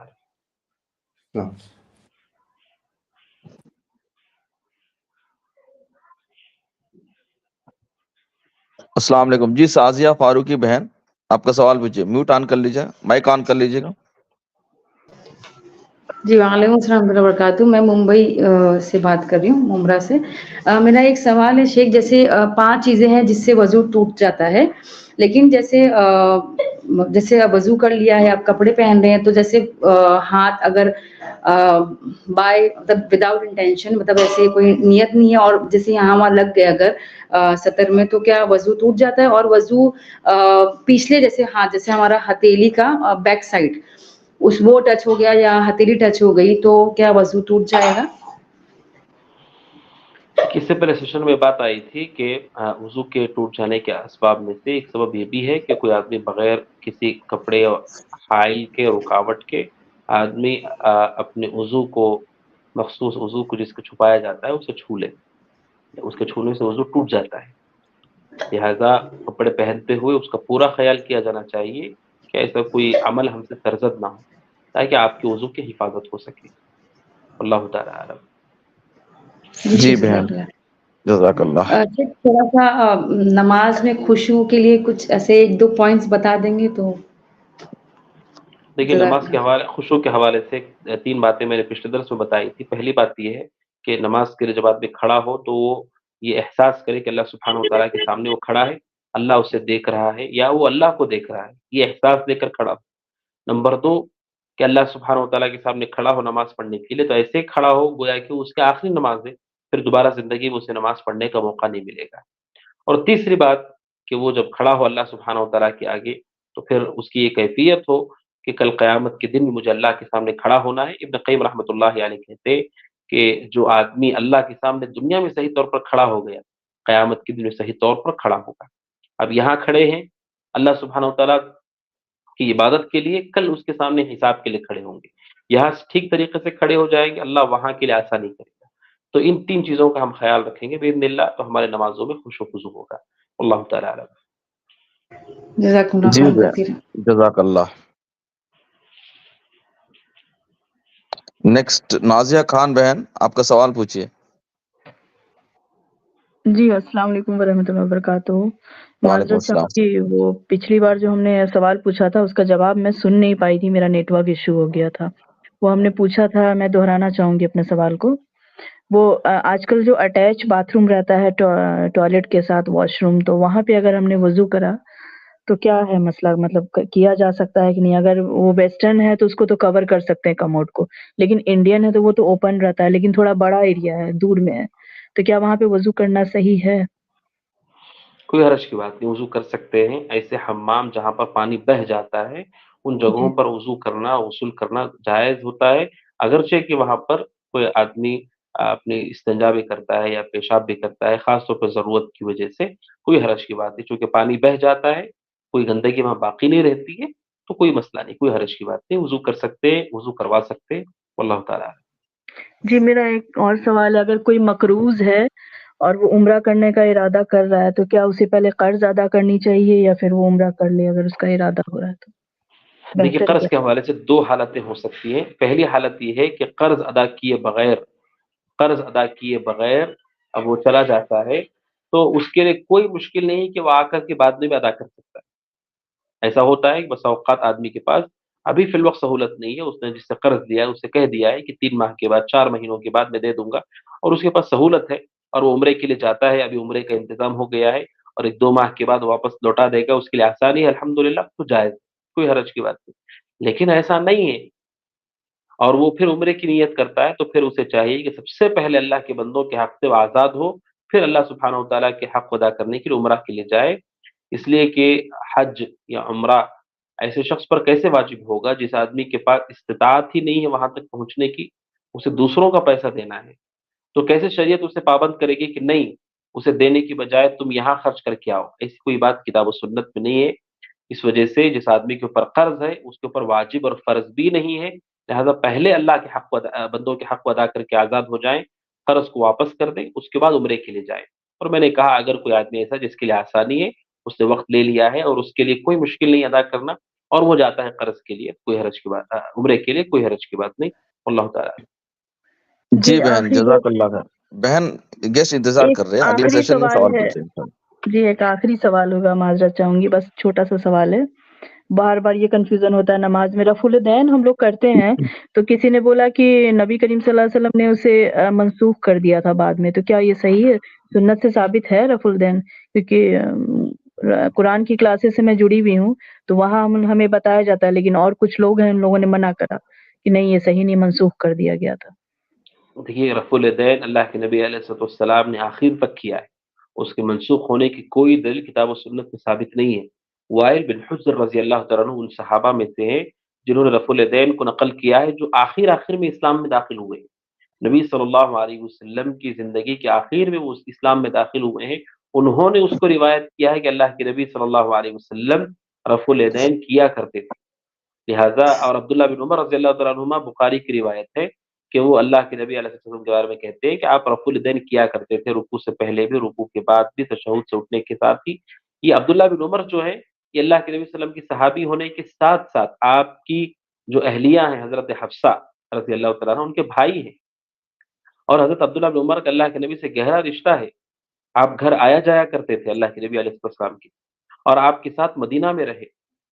تو ایک صحابی جو اس کو روایت کر رہے ہیں اور تو وہ خود واضح کر دیں گے اس کو کہ یہ منسوخ ہو چکا ہے. جب انہوں نے واضح نہیں کیا اس کا مطلب اللہ کے نبی علیہ السلام کا عمل اسی پر برقرار رہا, ایسی کوئی بات ثابت نہیں ہے. لہٰذا رفع الیدین کرنا سنت ہے اللہ کے نبی علیہ السلام کی, صحابہ کی, خلفاء راشدین کی, اس کا انہوں نے اہتمام کیا ہے, ہمیں بھی اہتمام کرنا چاہیے.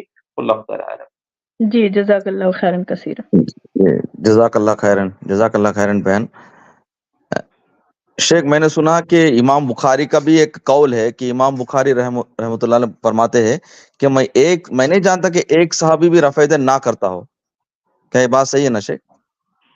امام مطلب بخاری سارے رحمۃ صحابہ اللہ کرتے تھے. علیہ, امام جی بخاری رحمۃ اللہ علیہ کی کتاب ہے, پوری کتاب ہے, جزء رفع الیدین. جز کہتے ہیں حدیث کی وہ کتاب جس میں کسی ایک موضوع کے تحت حدیثیں جمع کی جاتی ہیں. امام بخاری رحمۃ اللہ علیہ نے بڑی عمدہ اور شاندار کتاب لکھی ہے جزء رفع الیدین. اس میں انہوں نے دلائل کے انبار لگائے ہیں کہ رفع الیدین اللہ کے نبی علیہ السلام کی اور صحابہ کرام کی سنت ہے.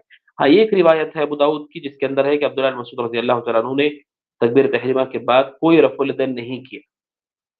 تو وہ روایت, اس روایت کے بارے میں اہل علم نے کہا کہ وہ روایت ضعیف ہے, عبداللہ بن مسعود رضی اللہ تعالیٰ عنہ سے ثابت نہیں ہے. اور اس کے مقابلے میں دیگر صریح اور واضح روایتیں ہیں اللہ کے نبی علیہ السلام کے بارے میں کہ آپ رفع الیدین کیا کرتے تھے اور آپ نے کبھی نہیں چھوڑا ہے اس کو. جی اللہ تعالیٰ جی عالم. شیخ یہ بات تو صحیح ہے نا کہ امام کہ اگر خواب میں سانپ آئے یا ایسی چیزیں آئیں جو اچھی نہیں ہیں جس سے انسان ڈر جائے, تو کیا یہ شیطان کی طرف سے ہے؟ دیکھیے شیطان خواب میں مومن کو شیطان ڈرانے کی کوشش کرتا ہے. لہٰذا ایسی کوئی ناپسندیدہ چیز آپ خواب میں دیکھ لیتے ہیں یا دیکھ لیتی ہیں تو پریشان ہونے کی ضرورت نہیں. اللہ سبحانہ و تعالیٰ سے پناہ طلب کرے اور اللہ سبحانہ اس خواب کو کسی اور کو بیان نہ کرے, انشاءاللہ اس سے کوئی نقصان آپ کو نہیں ہوگا. اللہ تعالیٰ عالم. اور ایسا کچھ ہے کیا کہ اگر سانپ کو انسان خواب میں دیکھ رہا ہے کنٹینیو, تو بہت لوگ کہتے ہیں کہ سانپ کا خواب میں آنا ایسا ہے کہ لوگ ان کے پیچھے دشمن لگے ہوئے ہیں, کیا ایسا کچھ ہے حدیث؟ ایسی کوئی چیز کتاب و سنت میں وارد نہیں ہے. خواب کی تعبیر ایک بہت دقیق علم ہے, بہت ہی گہرا اور دقیق علم ہے. لہٰذا اس قاعدے کو یاد رکھیں, ہر وہ خواب جو آپ کو ڈرا دیتا ہو, پریشان کر دیتا ہو, اس خواب کو آپ کسی کو بیان نہ کریں اور اس کو چھوڑ دیں. اللہ کے پناہ میں آئیں, شیطان کے شر سے اللہ کے پناہ طلب کریں. انشاءاللہ کوئی نقصان آپ کو نہیں ہوگا اور اس کے پیچھے بہت زیادہ نہیں پڑنا چاہیے. اور اللہ کے نبی علیہ السلام کی جو عام تعلیمات ہیں خواب کے حوالے سے, وہ تعلیمات پر ہم باقی رہیں, انشاءاللہ اسے کوئی نقصان نہیں ہوگا. اور اللہ بہتر جانتا ہے حقائق کو کہ اس کا واقعتاً کیا معنی ہے. بس اوقات خواب میں کوئی آدمی کوئی چیز دیکھتا ہے, اس کا کچھ اور معنی ہوتا ہے, وہی چیز کوئی دوسرا دیکھے تو اس کا کوئی اور معنی ہوتا ہے. تو یہ ایک بات طے کر کے کہہ دینا کہ اس کا یہی معنی ہوتا ہے. خواب کی تعبیر کے قواعد میں سے علماء نے اس کو بھی ذکر کیا ہے کہ ہر آدمی کا خواب میں کسی چیز کو دیکھ لینا اس کا ایک ہی معنی نہیں ہوتا ہے, مختلف اس کے معنی ہوتے ہیں. اللہ تعالیٰ عالم. ٹھیک ہے بہن, جزاک اللہ. اگلا سوال آمینہ کوثر.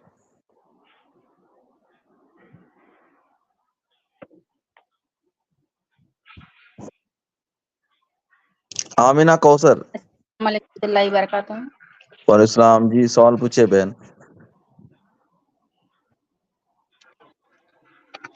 جی ہمارے بہن کا سوال ہے یہ کہ ان کے شوہر چلے گئے 3 سال ہوا جا کے، ایک لڑکا 2 لڑکیاں ہیں، اور بہن جو خلا لینا نہیں چاہ رہے لینا، تو کیا اس کا گناہ بہن کو ملتا؟ ہمارے شوہر دوسری شادی کر لی، دوسری انہوں شادی آ کر رہے نہ لیا جا اور رہے، خلا نہیں لینا چاہتی ہے وہ، بہن خلا نہیں لینا چاہ رہے. اگر وہ ان کی زوجیت پہ باقی رہنا چاہتی ہے اور معاملے کو حل کرنا چاہتی ہے تو اس سے اچھی بات کچھ نہیں ہو سکتی. بیوی شوہر کا رشتہ برقرار رکھنے کے لیے چاہے شوہر کوشش کر رہا ہو یا بیوی کوشش کر رہی ہو، یہ بہت اچھی بات ہے. تو الحمدللہ اگر وہ اس کے باوجود کوشش کر رہی ہے کہ کوئی راستہ نکل جائے، تو اللہ سبحانہ و تعالیٰ سے امید ہے کہ ان کی اچھی نیت کے سبب اللہ اس کے لیے راستہ آسان کرے گا. لہذا اس مسئلے کو اطمینان سے سلجھانے کی کوشش کرے، اس کے ذریعے سے ان کا جو حق رکا ہوا ہے وہ حق ان کو مل جائے. اللہ سبحانہ و تعالیٰ اس اچھی نیت پر انہیں بہتر بدلا دے گا. بارک اللہ فیک. جی بہن، جزاک اللہ جزاک خیرن. اللہ. نیکسٹ امی اکبر. نہیں ہو رہا ہے. نیکسٹ شمس تبریز بھائی.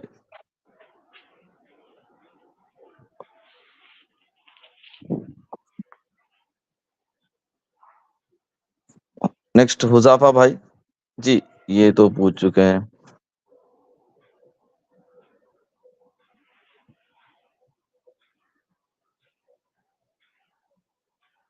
شمس تبریز بھائی پوچھیے، آپ کا سوال پوچھیے. جی السلام علیکم.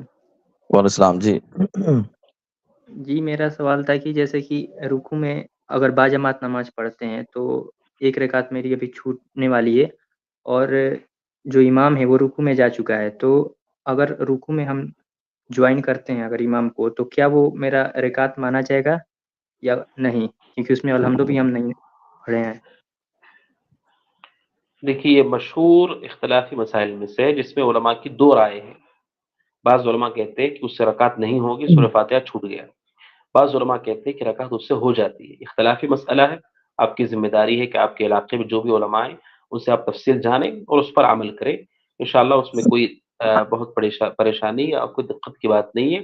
ابو بکرہ رضی اللہ تعالیٰ عنہ کی حدیث ہے بخاری کے اندر، اس سے پتہ چلتا ہے کہ اگر کوئی آدمی، واللہ عالم اس سے ظاہر ہوتا ہے کہ اگر کوئی آدمی رکوع میں داخل ہو جاتا ہے، رکعت چھوٹ جاتی ہے لیکن رکوع مل جاتا ہے، تو انشاءاللہ اس کی رکعت ہو جاتی ہے. لیکن جیسے میں نے کہا اس مسئلے میں علماء میں اختلاف ہے. دلائل کے ساتھ آپ اس مسئلے کو تفصیل سے سنیں اور جو بات کتاب و سنت کے قریب آپ کو معلوم ہوتی ہے اس پر عمل کریں. اللہ تعالیٰ. جی بھائی جزاک اللہ خیرن. باقی گیسٹ آپ خود بخود ایگزٹ ہو سکتے ہیں. نیکسٹ سیشن میں آپ سوال پوچھ سکتے ہو. ابھی ہم لوگ جو ہے سوالات کور کرنی ہے جو گوگل فارم میں تھے. اب شروع کرتے شیخ سوالات جی گوگل فارم کے. جی شیخ، نماز کے بعد کون سا ذکر کرنا چاہیے فرض نماز کے بعد؟ یہ ہے فرض نماز ہماری کے بعد امرین شیخ کی سوال. جی تفصیلی جواب ہے اس کا. اس کے لیے سب سے آسان طریقہ یہ ہے کہ اس حوالے سے جو کتابیں لکھی گئی ہیں ان کتابوں کو دیکھ کر ان میں سب سے مشہور معروف جس کو اللہ نے بہت مقبولیت دی وہ حصن المسلم. اس کے آپ کو PDF اور ہر طرح کی فائل وہ آپ کو اویلیبل ہوگی. پلے اسٹور پہ آپ کو اپلیکیشن اویلیبل ہے حصن المسلم. عرب کے معروف عالم دین سعید بن وہب القحطانی رحمۃ اللہ علیہ شیخ بن باز کے خاص شاگردوں میں سے ہیں.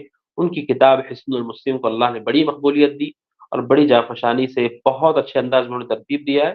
اس میں آپ صرف نماز کی بات کی نہیں بلکہ صبح و شام کی اور دیگر مناسبتوں کی دعائیں جو کتاب و سنت میں آئی ہیں اس کو پڑھ سکتے ہیں یا پڑھ سکتی ہے. لہذا اس کتاب کی طرف مراجعہ کریں. اللہ تعالیٰ. جی شیخ جزاک اللہ خیرن. اگلا سوال ہے ایک بہن کا کہ رمضان آنے والا ہے کہ رمضان مہینے میں ہم صرف قرآن کو تلاوت کریں یا ترجمہ بھی پڑھنا چاہیے؟ دیکھیے تلاوت بہتر ہے یا اس کے معنی مفہوم کی طرف سے پڑھنا بہتر ہے. عام طور پر جماہیر علماء امت کے اکثر علماء اس طرف گئے ہیں قرآن مجید کو پڑھنا سمجھتے ہوئے یہ زیادہ بہتر اور اچھا ہے. عام طور پر ایسے ہی ہونا چاہیے کیونکہ قرآن مجید کو اللہ نے اتارا ہی اس لیے ہے کہ ہم اسے پڑھ کر کے جہاں ثواب حاصل کریں وہیں پر سمجھ کر اس پہ عمل کر سکیں. ہم سمجھیں گے نہیں تو اس پہ عمل کیسے ہوگا؟ شریعت کی تعلیمات کیسے زندگی میں ہم نافذ کر پائیں گے جو ہم اسے سمجھیں گے؟ تو عام طور پر یہی ہے کہ ہم قرآن مجید کو پڑھیں تو سمجھ کر پڑھنے کی کوشش کریں جہاں تک رمضان کی بات ہے تو بعض علماء کہتے ہیں رمضان کا خاص موقع 30 یا 29 دن 30 یا 29 دن اس میں آپ تلاوت زیادہ کریں، بعض اہل علم نے بات کہی، لہٰذا کوشش کریں کہ آپ دونوں کو جمع کریں، تب پڑھیں بھی آپ اور ساتھ ہی ساتھ آپ مختصر طور پہ 1 2 4 آیتیں اچھی طرح سمجھ کر کے پڑھتے ہیں یا پڑھتی ہیں تو یہ بہت اچھی بات ہے، دونوں کو آپ جمع کر سکتے ہیں انشاءاللہ، اور اللہ سبحانہ وتعالیٰ اس کے لیے آسانی کرے گا، اللہ تعالیٰ عالم۔ جزاک اللہ خیرین شیخ۔ اگلے ہمارے بھائی کا سوال ہے کہ رکوع ملنے سے رکعت ہو جاتی یا نہیں، اس میں علماء میں اختلاف ہے، لیکن راجح قول کون سا ہے؟ راجح قول کے حوالے سے بھی اس بات کو جان لیجیے، راجح قول جب ہم کہتے ہیں تو اس کا معنی کیا ہے؟ راجح قول کا معنی یہ ہے کہ دلائل سے جو چیز ہمیں مضبوط معلوم ہوتی ہے اسے ہم کہتے ہیں راجح قول، لہٰذا راجح قول کا معنی یہ نہیں ہے کہ ہم نے کہہ دیا یہی ہے اس کے علاوہ کچھ نہیں، ایسا نہیں ہے، دلائل سے جو بات جس عالم سے جو پوچھا جاتا ہے وہ کتاب و سنت کی دلائل پہ غور کر کے جو بات اسے دلائل سے زیادہ مضبوط اور قوی دکھتی ہے اسے وہ کہتا ہے کہ یہ راجح ہے، اس کا یہ معنی نہیں ہے کہ اس کے علاوہ جو قول ہے اس قول کا کوئی اعتبار نہیں ہے، اس قول پہ عمل کرنے والا گنہگار ہوگا وغیرہ، اس کا یہ معنی نہیں ہوتا ہے۔ اس وجہ سے میں نے کہا کہ علماء سے تفسیر اس کو جان لے اور معلوم کر لیں، اللہ تعالیٰ عالم، جو چیز راجح معلوم ہوتی ہے وہ یہ ہے کہ رکوع ملنے سے رکعت مل جاتی ہے، نماز ہو جاتی ہے، دوبارہ اسے دہرانے کی حاجت نہیں ہے۔ ابو بکرہ رضی اللہ تعالیٰ عنہ کی روایت اس حوالے سے ایک اصل روایت مانی جاتی ہے، اسی کے ساتھ عبداللہ بن مسعود رضی اللہ تعالیٰ عنہ کے بارے میں ہے کہ ان کے ایک شاگرد نے ان کی رکعت ان کو نہیں ملی، رکوع ملا، نماز کے بعد کھڑے ہو گئے، اٹھ کر کے پڑھنے لگے تو عبداللہ بن مسعود رضی اللہ عنہ کا ہاتھ پکڑ کر کے انہیں بٹھا دیا، اس لیے کہ رکوع ملنے سے رکعت ہو گئی تھی، واللہ تعالیٰ عالم۔ جزاک اللہ خیرین شیخ۔ اگلا ہمارے بھائی کا سوال ہے، ابو بکر زاہد بھائی کا سوال ہے کہ کیا وتر نماز پڑھنا واجب ہے؟ اگر نہ پڑھا تو گنہگار ہوگا؟ رات کی وطر کی نماز واجب نہیں ہے، وطر کی نماز واجب نہیں ہے، جو نمازیں ہیں واجب اور فرض نمازیں 5 نمازیں ہمارے لیے واضح کر دی گئی ہیں، وطر کی نماز کے بارے میں بعض ہمارے بھائی یہ سمجھتے ہیں کہ واجب ہے، اس کے واجب ہونے کی کوئی واضح دلیل نہیں ہے، یہ اور بات ہے کہ وطر کا اہتمام کرنا چاہیے، نبی صلی اللہ علیہ وسلم نے وطر کو کبھی نہیں چھوڑا ہے، عام طور پر آپ نے اس کی پابندی کی ہے، چاہے آپ حضر میں ہوں چاہے آپ سفر میں ہوں، حتیٰ کہ سفر میں بھی آپ نے وطر کو نہیں چھوڑا ہے، لہٰذا اس کی اہمیت ہے، اس کا ایک مقام ہے، اس کی ایک تاکید ہے، لیکن یہ چیز فرض اور نہیں ہے اور واجب نہیں ہے کہ آپ چھوڑ دیں گے تو گناہ ہوگا، ایسا معاملہ نہیں ہے، لہٰذا اگر کوئی پڑھتا ہے تو یہ رسول کا طریقہ رہا، اپنے سفر میں حضر میں اس کی پابندی کی، امت کو ترغیب دیے، لیکن اگر کبھی کسی نے چھوڑ دیا تو وہ گنہگار نہیں ہوگا، جیسے کوئی آدمی ظہر چھوڑ دے تو جس طرح گنہگار ہوتا ہے اس طریقے سے وہ گنہگار نہیں ہوگا، اللہ تعالیٰ اعلم۔ جزاک اللہ خیرین شیخ۔ اگلا ہمارے بہن کا سوال ہے کہ ایک حدیث میں ہے کہ صبح فرض نماز پڑھنے کے بعد اسی وقت میں بیٹھنا ہے اور اللہ کا ذکر کرنا ہے، اور سورج یعنی سن رائزز کے وقت سوال یہ تھا کہ سن رائزز مطلب سن رائز کے بعد فوراً 2 رکعت پڑھنا ہے یا عشاء تک یا سورج نکلنے کے بعد 15 منٹ تک انتظار کرنا ہے؟ لیکن حدیث میں ہے کہ سورج نکلے اور فوراً 2 رکعت نماز پڑھے، کیا عشاء کے لیے اس کے کوئی ریلیٹڈ ہے؟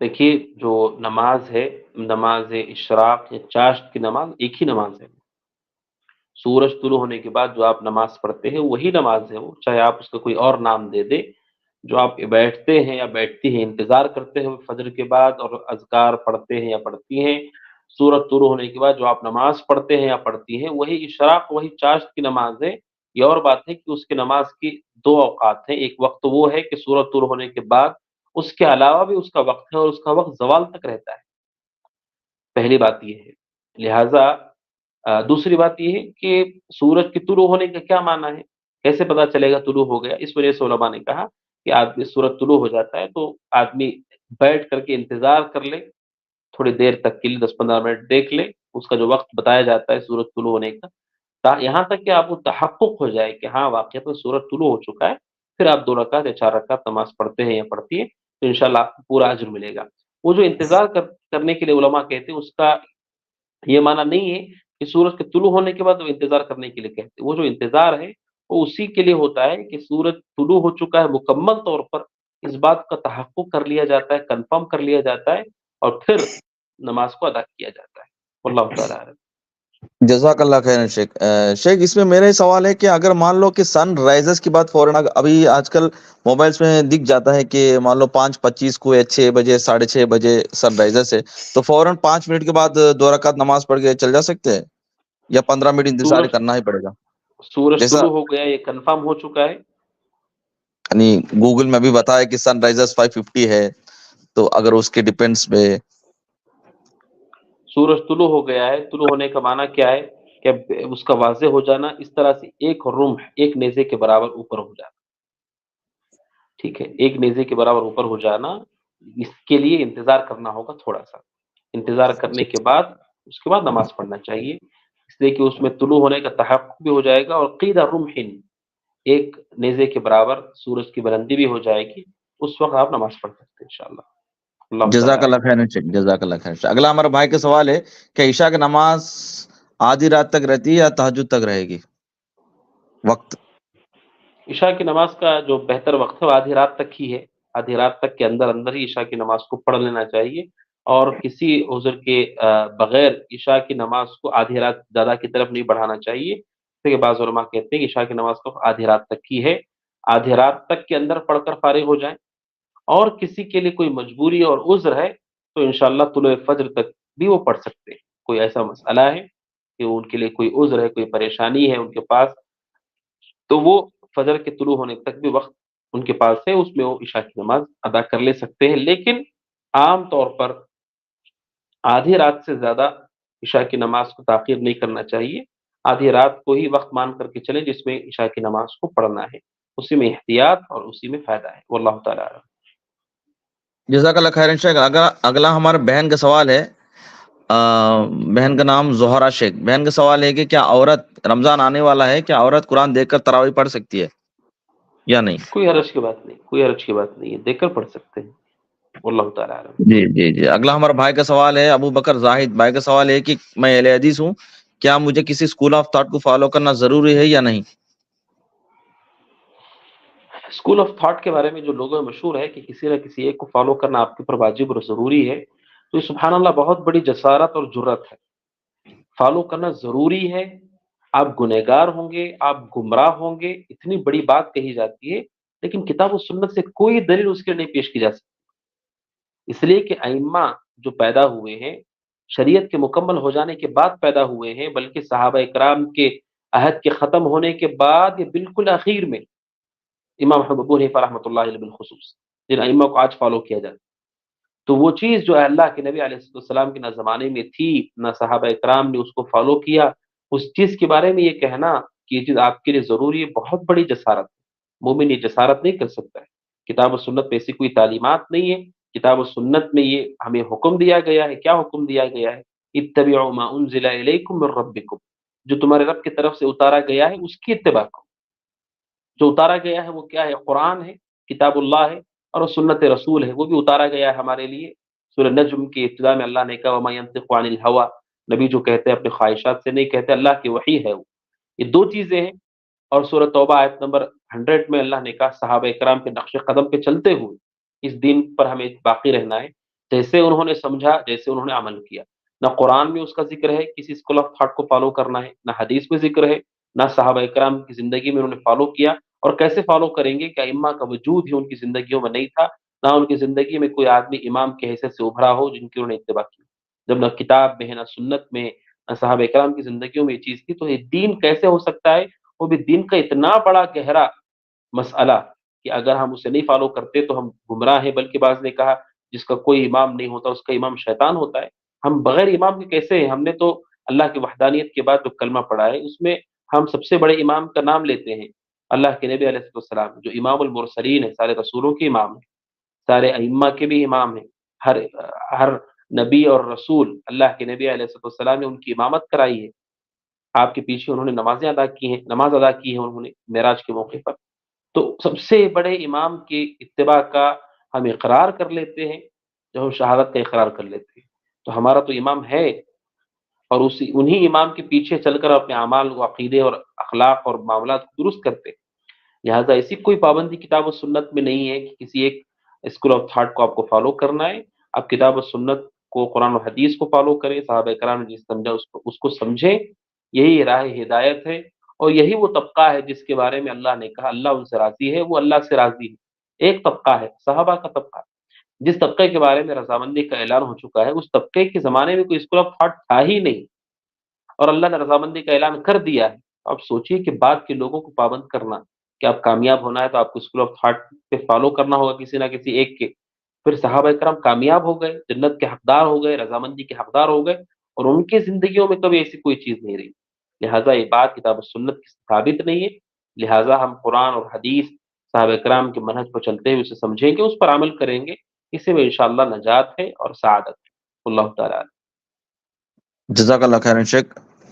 اگلا ہمارے بھائی شمس تبریز بھائی کا سوال ہے کہ یوٹیوب سے پیسے کمانا کیسا ہے؟ یوٹیوب کے حوالے سے تفصیل ہے، علماء نے کہا کہ یوٹیوب سے آدمی اپنے صحیح اور مناسب اور جائز اور مباح چیزوں کے ذریعے سے کمائی کرتا ہے، تو اس میں کوئی حرج کی بات نہیں ہے۔ اللہ شیخ کبھی تعالیٰ یوٹیوب میں عورت بھی آ جاتی ہے نا، تو اس معاملے میں کیسے کیا جائے؟ مطلب عورت بھی نظر آ اللہ جاتی ہے تعالیٰ اس میں عالم۔ ایسا کسٹمائزیشن۔ جی معاملہ جس میں ایڈورٹائز کا معاملہ ہوتا ہے، جس میں جو ہمارے اختیار میں بھی کنٹرول میں بھی نہیں ہے، ان میں اچھی چیزیں بھی تو ہیں، ان بسا اوقات جی شراب کا جی ایڈورٹائز بھی آ جاتا ہے وغیرہ وغیرہ۔ واللہ تعالیٰ عالم، دوسرے علماء سے رابطہ کریں، واللہ عالم جی جی، اس کا فتویٰ دیں گے جزاک اللہ، جی جی جزاک اللہ خیر۔ شیخ اگلا سوال ہے ام حمزہ کی بہن کا سوال ہے کہ میں اہل حدیث ہوں لیکن ہمارے والدین اہل حدیث نہیں ہے، سب ناجائز کام کر رہے، لیکن میں کیا کروں اس حالت میں؟ کیا سوال ہے؟ شیخ میں اہل حدیث ہوں لیکن ہمارا امی ابو دیندار نہیں ہے، مطلب حرام کام کرتے، مطلب وہی ہے بے دین کے کام کرتے ہیں اور 5 وقت نماز بھی نہیں پڑھتے، تو وہ شخص کیا کیا جائے؟ یہی آپ کے لیے دعوت کا میدان ہے۔ اللہ سبحانہ و تعالیٰ نے آپ کے لیے وہیں پر دعوت کا میدان کھول دیا ہے کہ آپ کو آپ کے والدین ہی کو دعوت دینی ہے سب سے پہلے، لہٰذا آپ ان کے لیے اچھا راستہ اختیار کریں دعوت کا، کہ وہ کتاب و سنت کو سمجھ پائیں، اچھے ڈھنگ سے سمجھا پائیں، اور صبر کریں اس پر۔ دعوت اللہ صبر کے بغیر ممکن نہیں ہے۔ شریعت اسلامیہ اپنے کافر والدین کے ساتھ بھی حسن سلوک کا حکم دیتی ہے۔ جب وہ والدین مسلمان ہیں، ان سے کچھ غلطیاں ہیں، بدعات ہیں، خرافات ہیں، اس پہ صبر کرنا ہے، حسن اخلاق کے ساتھ انہیں دعوت دینی ہے۔ اگر اس دعوت کو بار بار رد کرتے ہیں تب بھی دعوت کو جاری رکھنا ہے، دعوت سے مایوس نہیں ہونا۔ اللہ سبحانہ و تعالیٰ جانتا ہے کہ ہدایت کب ملے گی انسان کو، ہمارا کام ہے ان تک واضح کرنا، اللہ جانتا ہے کب ان کا دل کھل جائے، اللہ سبحانہ و تعالیٰ بہتر جانتا ہے، لہذا دعوت کو جاری رکھیں۔ اور اگر دعوت وہ رد کر دیتے ہیں کتاب و سنت کی، توحید و سنت کی، تب بھی ان سے حسن سلوک آپ کے اوپر واجب ہے، ان کے حق کو ادا کرنا واجب ہے، لہذا ان سے حسن سلوک کریں، ان کے حق کو ادا کریں، اور اللہ سے دعا کریں کہ اللہ سبحانہ وتعالیٰ انہیں ہدایت دے اور ہماری ہدایت میں بھی اضافہ کرے۔ واللہ تعالیٰ۔ جزاک اللہ خیر شیخ۔ اگلا سوال ہے ہماری بہن ماریا بہن کا سوال ہے کہ نماز کے لیڈیز کے نماز میں کیا پیر کو کور کرنا، ساکس پہن کے پڑھنا لازم ہے، یا اس کو اگر کور نہیں کیا تو نماز ہو جائے گی؟ دیکھیے اس سے پہلے یہ سوال آیا، اختلافی مسئلہ ہے علماء کے درمیان، میں نے ذکر کیا کہ اچھا اور بہتر یہ ہے نماز پڑھتے ہوئے ایسا لباس ہو جو آپ کے قدم کے اوپر کو بھی چھپا دے، لیکن ایسا کہنا کہ ساکس پہن کے ہی نماز ہوگی، خاتون کی ورنہ نہیں ہوگی، ایسا نہیں ہے۔ آپ کا لباس اتنا لمبا ہو، ساتر ہو کہ آپ کے قدم کے اوپر بھی وہ آ جائے تو وہی کافی ہو جائے گا انشاءاللہ۔ واللہ تعالیٰ اعلم۔ جزاک اللہ خیر شیخ۔ ایک سیکنڈ۔ جی شیخ اگلا سوال ہے کہ ہمارے بہن حاجرہ کیا بینک IT سافٹ ویئر میں جاب کر سکتے؟ واللہ تعالیٰ اعلم۔ ٹھیک ہے شیخ، جزاک اللہ۔ اگلا سوال ہے کیا فرض نماز کے بعد سنت نماز مسجد میں پڑھنا یا گھر میں پڑھنا ہے؟ سنت نماز گھر میں پڑھنا زیادہ افضل اور بہتر ہے۔ نبی صلی اللہ علیہ وسلم نے فرمایا افضل صلاۃ المرء فی بیتہ الا المکتوبہ، آپ نے کہا آدمی کی سب سے افضل نماز اس کے گھر میں ہے سوائے فرض نمازوں کے۔ گھر میں آدمی نماز پڑھتا ہے، اس میں خشوع و خضوع بھی ہوگا اور ریاکاری سے بچے گا، گھر والوں کو آپ کے عمل سے دعوت اور ترغیب ہوگی، آپ کے گھر کے اندر خیر و برکت ہوگی، اور اللہ سبحانہ و تعالی سنت پر عمل کرنے کے سبب آپ کو اجر بھی دے گا۔ لہٰذا مسجد کے بجائے گھر میں ہم سنت کی پابندی کریں، یہ زیادہ بہتر ہے، اس کے بہت سارے فوائد ہیں۔ لیکن اگر کوئی آدمی ایسا جیسے لگتا ہے کہ گھر میں نماز نہیں ہو پائے گی تو پھر وہ ضائع کرنے سے اچھا ہے کہ مسجد ہی میں ادا کر لے۔ نبی صلی اللہ علیہ وسلم کے بارے میں ہم کیا کہیں گے؟ آپ کی جو مسجد ہے اس مسجد میں ایک نماز 1000 کے برابر ہے، پھر بھی اس کے باوجود اللہ کے نبی نے اسی مسجد میں لوگوں کو تعلیم دی کہ سب سے بہترین نماز گھر میں نماز، تو پتہ چلتا ہے کہ اس کی بڑی اہمیت ہے، لہٰذا گھر میں نماز ادا کریں، اور اس کے کچھ فائدے میں نے آپ کے سامنے بیان کیے، واللہ تعالیٰ عالم۔ جزاک اللہ خیرن شیخ۔ اگلا ہمارا بہن کا سوال ہے، کیا شکرانے کی نماز ادا کرنا چاہیے اور نماز کا رکعت کیا ہے؟ شکرانے کی نماز واللہ تعالیٰ عالم، اس سے کوئی نماز ثابت نہیں ہے، البتہ سجدہ شکر ہے، اس میں ہم خوشی، کوئی ایسی خبر جو بہت بڑی خوشخبری ہوتی ہے ہمارے لیے، یا کوئی بہت بڑی مصیبت ہم سے دور ہو جاتی ہے، اس کے شکر کے بطور جو سجدہ کیا جاتا ہے وہ ثابت ہے، نبی صلی اللہ علیہ وسلم سے بھی ثابت ہے۔ اس کے علاوہ اس کے لیے مستقل 2 رکعت نماز، واللہ تعالیٰ عالم، ایسی کوئی نماز میرے علم میں نہیں ہے، واللہ تعالیٰ عالم۔ جزاک اللہ خیرن شیخ۔ اگلا سوال ہے کہ ترنم بہن کا سوال ہے کہ کیا عورتیں قبرستان جا سکتی ہے؟ خواتین کی قبرستان جانے کے حوالے سے آپ جان لیں کہ ایک حدیث ہے جس میں اللہ کے نبی علیہ الصلوۃ والسلام نے لعنت کی ہے زوارات القبور، ان عورتوں پر جو کثرت سے قبرستان کو جاتی ہے، لہٰذا کثرت سے قبرستان کو جانے سے اجتناب کرنا چاہیے۔ کثرت سے گئے بغیر عورت قبرستان کو جا سکتی ہے، کوئی حرج کی بات نہیں ہے۔ بخاری کی ایک حدیث ہے، نبی صلی اللہ علیہ وسلم ایک عورت کے پاس سے گزرے جو اپنے بیٹے کی قبر کے پاس تھی، رو رہی تھی، اللہ کے نبی نے کہا صبر کرو۔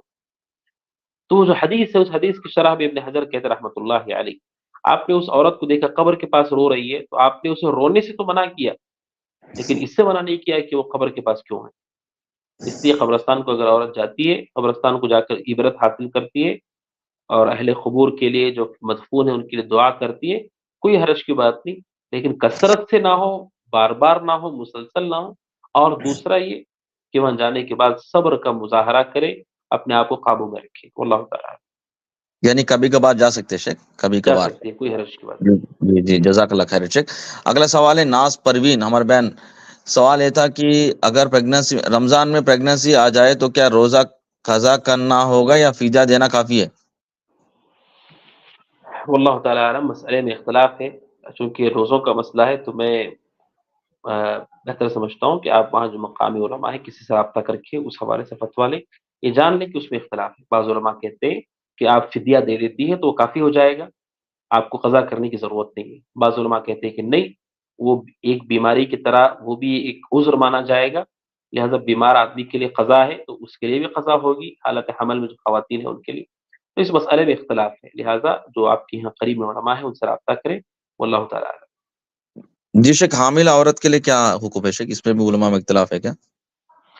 حاملہ جی ہاں، عورت، جی البتہ یہ جان لیجئے کہ جو حالت حمل سے ہیں یا دودھ پلانے والی حاملہ اور مرضعہ، اتنی بات تو واضح ہے کہ اللہ سبحانہ وتعالیٰ نے ان کے لیے آسانی کی ہے کہ روزہ چھوڑ سکتی، یعنی روزہ فدیہ دینا چھوڑ کافی سکتی ہے ہیں، حاملہ عورت کے لیے؟ جی نمازیں روزے چھوڑ سکتی ہیں اپنے اس درد کی وجہ سے یا اپنی مشقت کی وجہ سے، لیکن چھوڑنے کے بعد کیا کرنا ہے، آیا انہیں ان سب روزوں کی قضا کرنی ہے یا کفارہ دے دینا ہے، اس حوالے سے اختلاف ہے، واللہ تعالی اعلم۔ ٹھیک ہے شیخ، جزاک اللہ خیرن۔ اگلا سوال ہے عارف احمد بھائی کا سوال ہے کہ جنت کہاں ہے اصلی میں؟ قرآن میں بتایا گیا ہے کہ اس کی جگہ زمین و آسمان میں، حدیث میں بتایا گیا ہے آسمانوں کے اوپر، بولے جنت کہاں ہے؟ جنت کا وجود حقیقی ہے، اس پر ہمارا ایمان ہے کہ جنت کا وجود حقیقی ہے، اور اللہ سبحانہ وتعالیٰ نے اسے تیار کر دیا ہے، یہ ہمارا ایمان ہے، اور اس کی طلب کرنا، اس کے لیے کوشش کرنا، محنت کرنا، یہ مومن کا طریقہ ہونا چاہیے اس کے حصول کے لیے اور اونچے درجات تک پہنچنے کے لیے، بالخصوص فردوس کے لیے اللہ سبحانہ وتعالیٰ سے دعا کرنا چاہیے، کہ مومن کا طریقہ ہونا چاہیے، واللہ تعالیٰ اعلم۔ جزاک اللہ خیر۔ اگلا سوال ہے ہمارے بہن ساحرہ انجم بہن کا سوال ہے کہ جادو کرنے والے کی صحیح پہچان بتائیے۔ واللہ تعالیٰ اعلم۔ جی ٹھیک ہے شیخ۔ اگلا سوال ہے شیرین بانو بہن کا سوال ہے کہ عورت 2 سال کی مدت سے زیادہ برسٹ فیڈنگ کروا سکتی ہے؟ کوئی حرج کی بات نہیں ہے، والوالدات یرضعن اولادهن حولین کاملین لمن اراد ان یتم الرضاعہ، کہ اصل جو دودھ پلانے کی مدت ہے قرآن بھی کہتا ہے کہ 2 سال تک کی ہے، لیکن اگر کوئی خاتون اس سے زیادہ بھی پلاتی ہے اپنے بچے کو، اور بسا اوقات ضرورت بھی ہوتی ہے کہ وہ بچے کو بسا اوقات کمزوری ہے وغیرہ وغیرہ، اگر کوئی اس سے زیادہ بھی پلاتی ہے تو کوئی حرج کی بات نہیں. واللہ تعالیٰ عالم. جزاک اللہ خیر شیخ. اگلا سوال اسی بہن کا ہے. کیا بچے کے ختنی کروانے میں رشتہ داروں کو کھانے کی دعوت دے سکتی ہے؟ ایسی کوئی دعوت کتاب و سنت میں نہیں ہے کہ ختنے کے بعد کسی دعوت یا ولیمے کا اہتمام کیا جائے، کوئی دعوت دی جائے.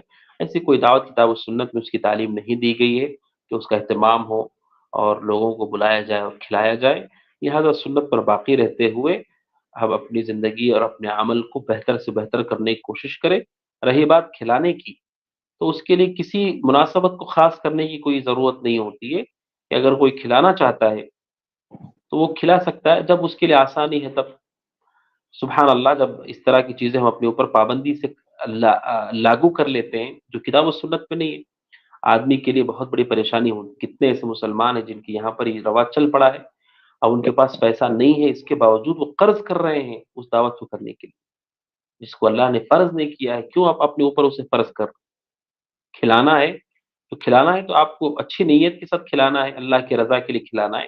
جب آپ کے پاس پیسہ آ جائے، جب آپ کے پاس سہولیت ہو جائے، آپ کھلائیے. کھلانا بھی ایک عبادت ہے، بڑا کام ہے. لوگ آپ کے کھانے سے لوگوں کا پیٹ بھر جاتا ہے اور بہت بڑی بات ہے.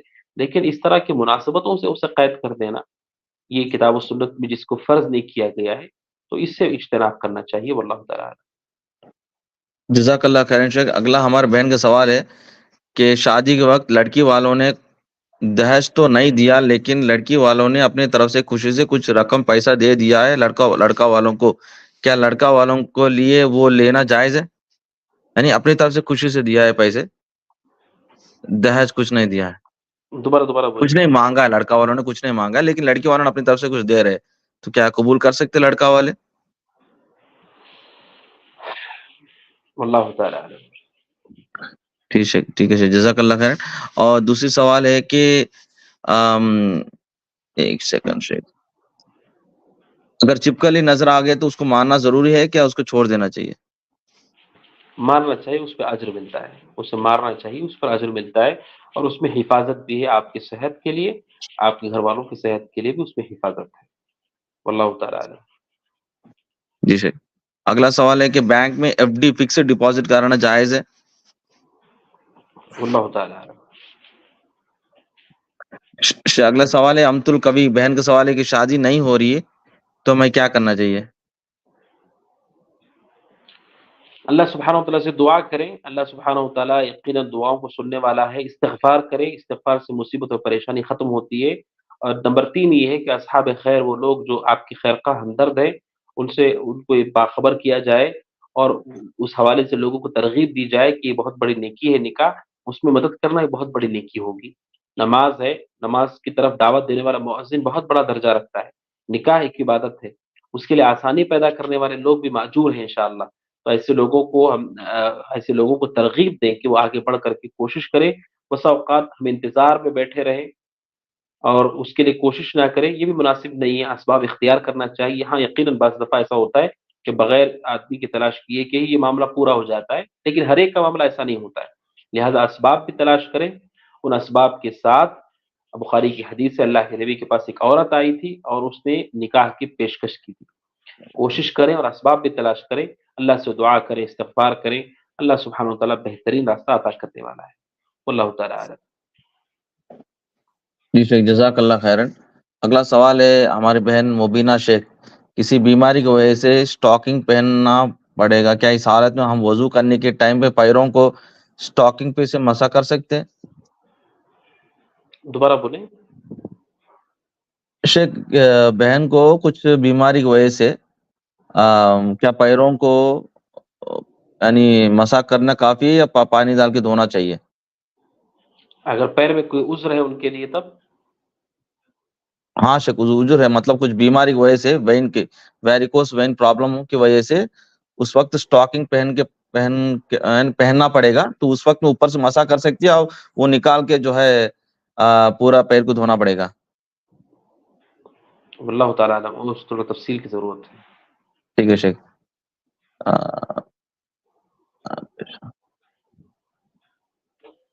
دوسرا سوال ہے کہ کسی حاجت کے لیے سورہ یاسین 3 مرتبہ پڑھنا ہے یا نہیں؟ اگر نہیں پڑھنا ہے تو مشکل وقت میں کیا پڑھنا چاہیے؟ حاجت ہے تو کیا پڑھنا چاہیے؟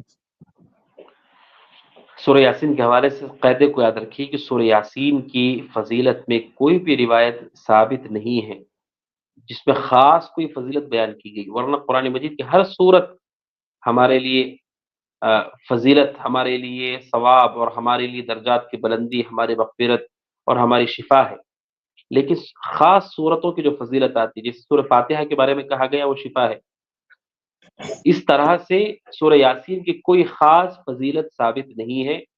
کتب احادیث میں جتنی حدیثیں اس حوالے سے آئی ہیں اہل علم نے اسے ضعیف کہا، یہ قاعدہ ہے، لہٰذا ایسی کوئی بات ثابت نہیں ہے۔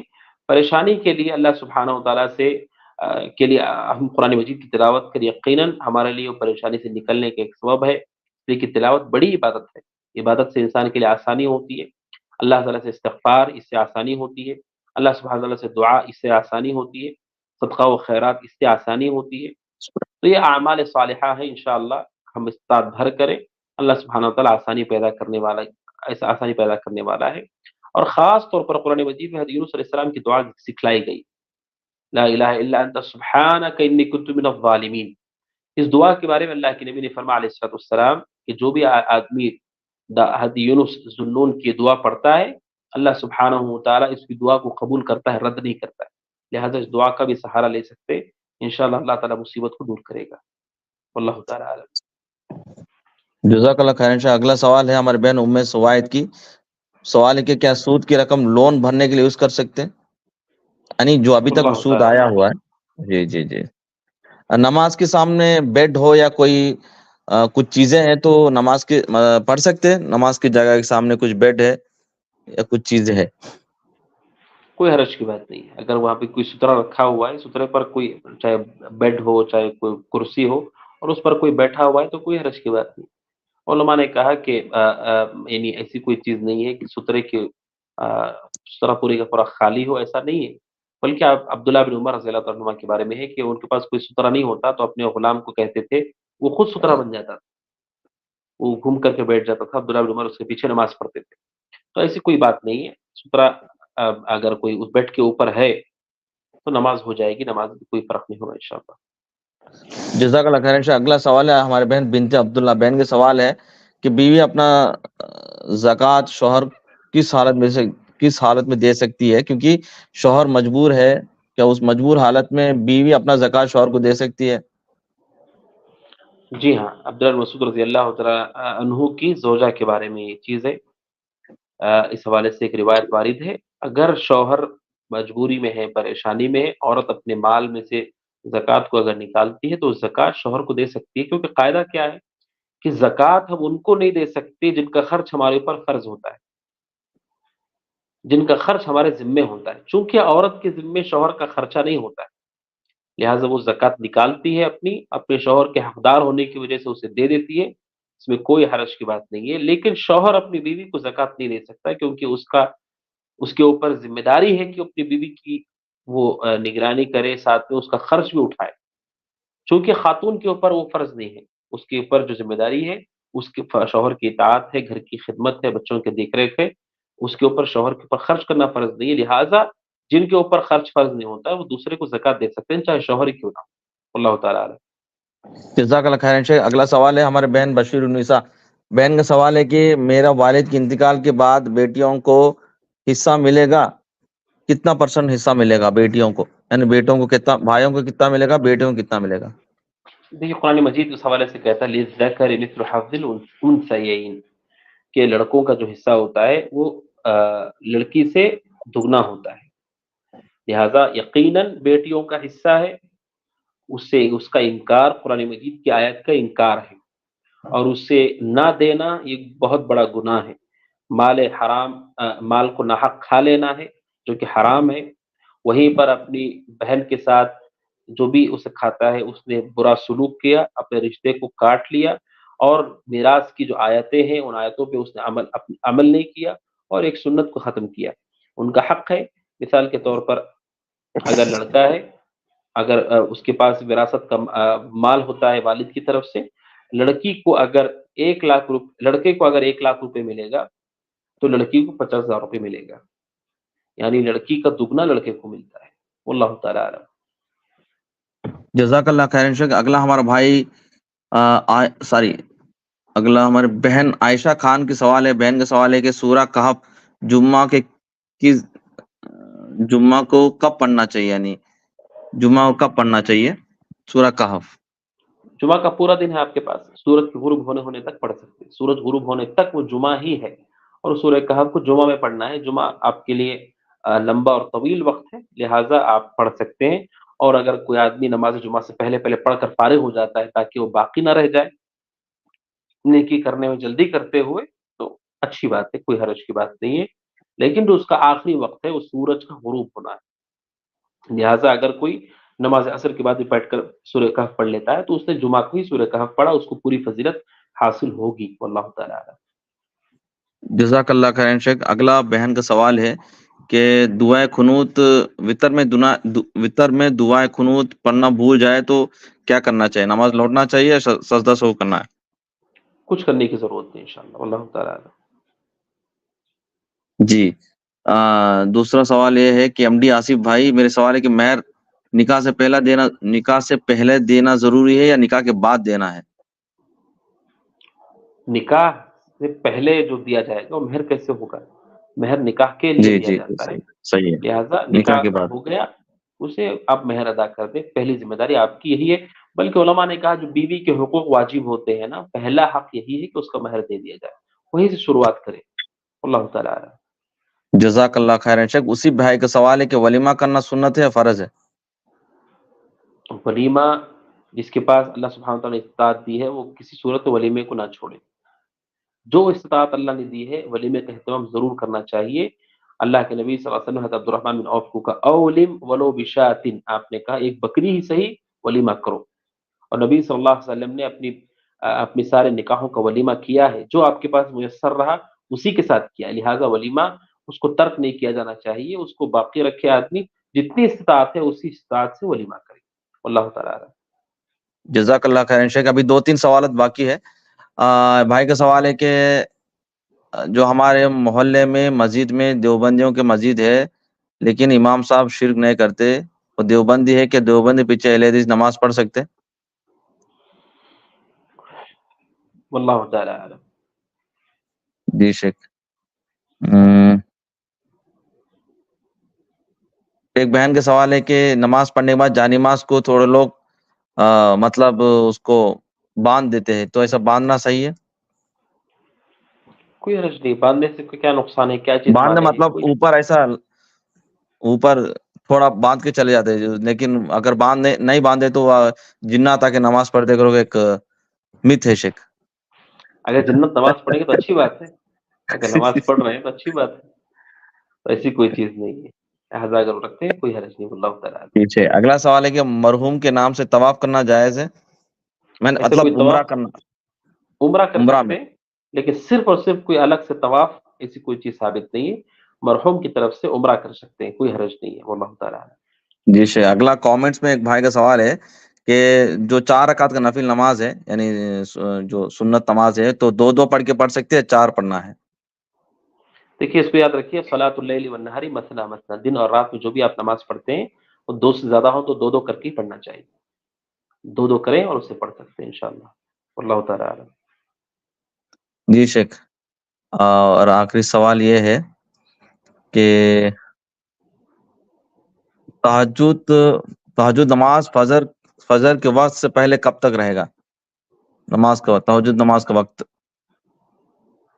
صبح کے طلوع ہونے تک، فجر کے طلوع ہونے تک تہجد کا وقت ہوتا ہے. اللہ جی تعالیٰ شیخ. عالم.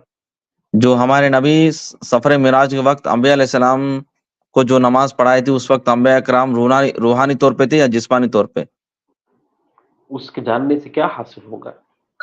بھائی سوال پوچھا. جی صحیح وہ ہے. چیزیں جن چیزوں کے بارے میں شریعت نے ہمیں نہیں بتایا ہے، غیبیات کے بارے میں یہ 2 باتیں یاد رکھنا چاہیے. غیب کی باتیں یعنی آسمان میں اللہ کے نبی گئے، پچھلے انبیاء کے واقعات بتایا گیا یا آنے والے زمانے کے بارے میں بتایا گیا. 2 قاعدے یاد رکھیے. پہلا قاعدہ یہ ہے جتنا بتایا گیا اتنا ہی ہمیں ماننا ہے. نمبر 2 جتنا بتایا گیا اتنا کافی ہے انشاءاللہ، اس سے زیادہ کی حاجت نہیں تھی، اس لیے نہیں بتایا گیا ہے. بعض لوگ پوچھتے آدمی مر جاتا ہے جب اسے اٹھاتے ہیں تو لوگ وہ کہتا ہے جلدی لے چلو، جیسے حدیث میں ہے بخاری وغیرہ میں، جلدی لے چلو جلدی لے چلو. تو کیا وہ اس کے علاوہ بھی کچھ بولتا ہے؟ کیا جب اس کی میت گھر میں ہوتی ہے تو کیا وہ ہمیں دیکھ رہا ہوتا ہے؟ ہمیں اس کے جاننے میں کیا فائدہ ہوگا؟ اور شریعت نے وہ بیان نہیں کیا. جتنا بیان کیا گیا ہے اس میں ہمارے لیے عبرت ہے. اللہ کے نبی نے کہا، وہ کہتا ہے نیک ہے تو کہتا ہے جلدی لے چلو جلدی لے چلو، تو ہمیں ترغیب ملتی ہے کہ ہم بھی نیکیاں کریں. تو کتاب و سنت میں ان باتوں کو بیان کیا گیا ہے جس سے آدمی کے ایمان اور عمل اور عقیدے میں بہتری ہوتی ہے. اس وجہ سے قرآن کہتا ہے، اللہ کے نبی سے پوچھا گیا چاند کے بارے میں، چاند کے بارے میں سوال تھا تو اللہ نے کیا جواب دیا؟ یسألونک عن الأہلہ، لوگ آپ سے چاند کے بارے میں پوچھتے ہیں، آپ کہہ دیجئے کہ یہ حج کے مہینوں کو معلوم کرنا ہے. تو سبحان اللہ، جو سوال تھا اس سوال کو عمل سے جوڑا گیا ہے. تو اس سے کیا حاصل ہوگا؟ اتنا جان لیجئے کہ اللہ کے نبی علیہ السلام نے امامت کرائی، سارے انبیاء اور رسول آپ کے پیچھے انہوں نے اقتدا میں نماز پڑھی ہے. واللہ تعالی عالم. جی شیخ، آخری سوال گوگل فارم میں، جو ڈیلی ویئر جو ہوتے ہیں اس کے لیے مطلب زکوٰۃ کیسا نکالا جائے؟ جو ڈیلی ویئر ہوتے ہیں، کیا چیز؟ جو استعمال جو شدہ ہے، کیا استعمال شدہ چیز؟ وہ انہوں نے وضاحت نہیں کیا ہے. ٹھیک ہے شیخ، چھوڑ دیجیے اس کو.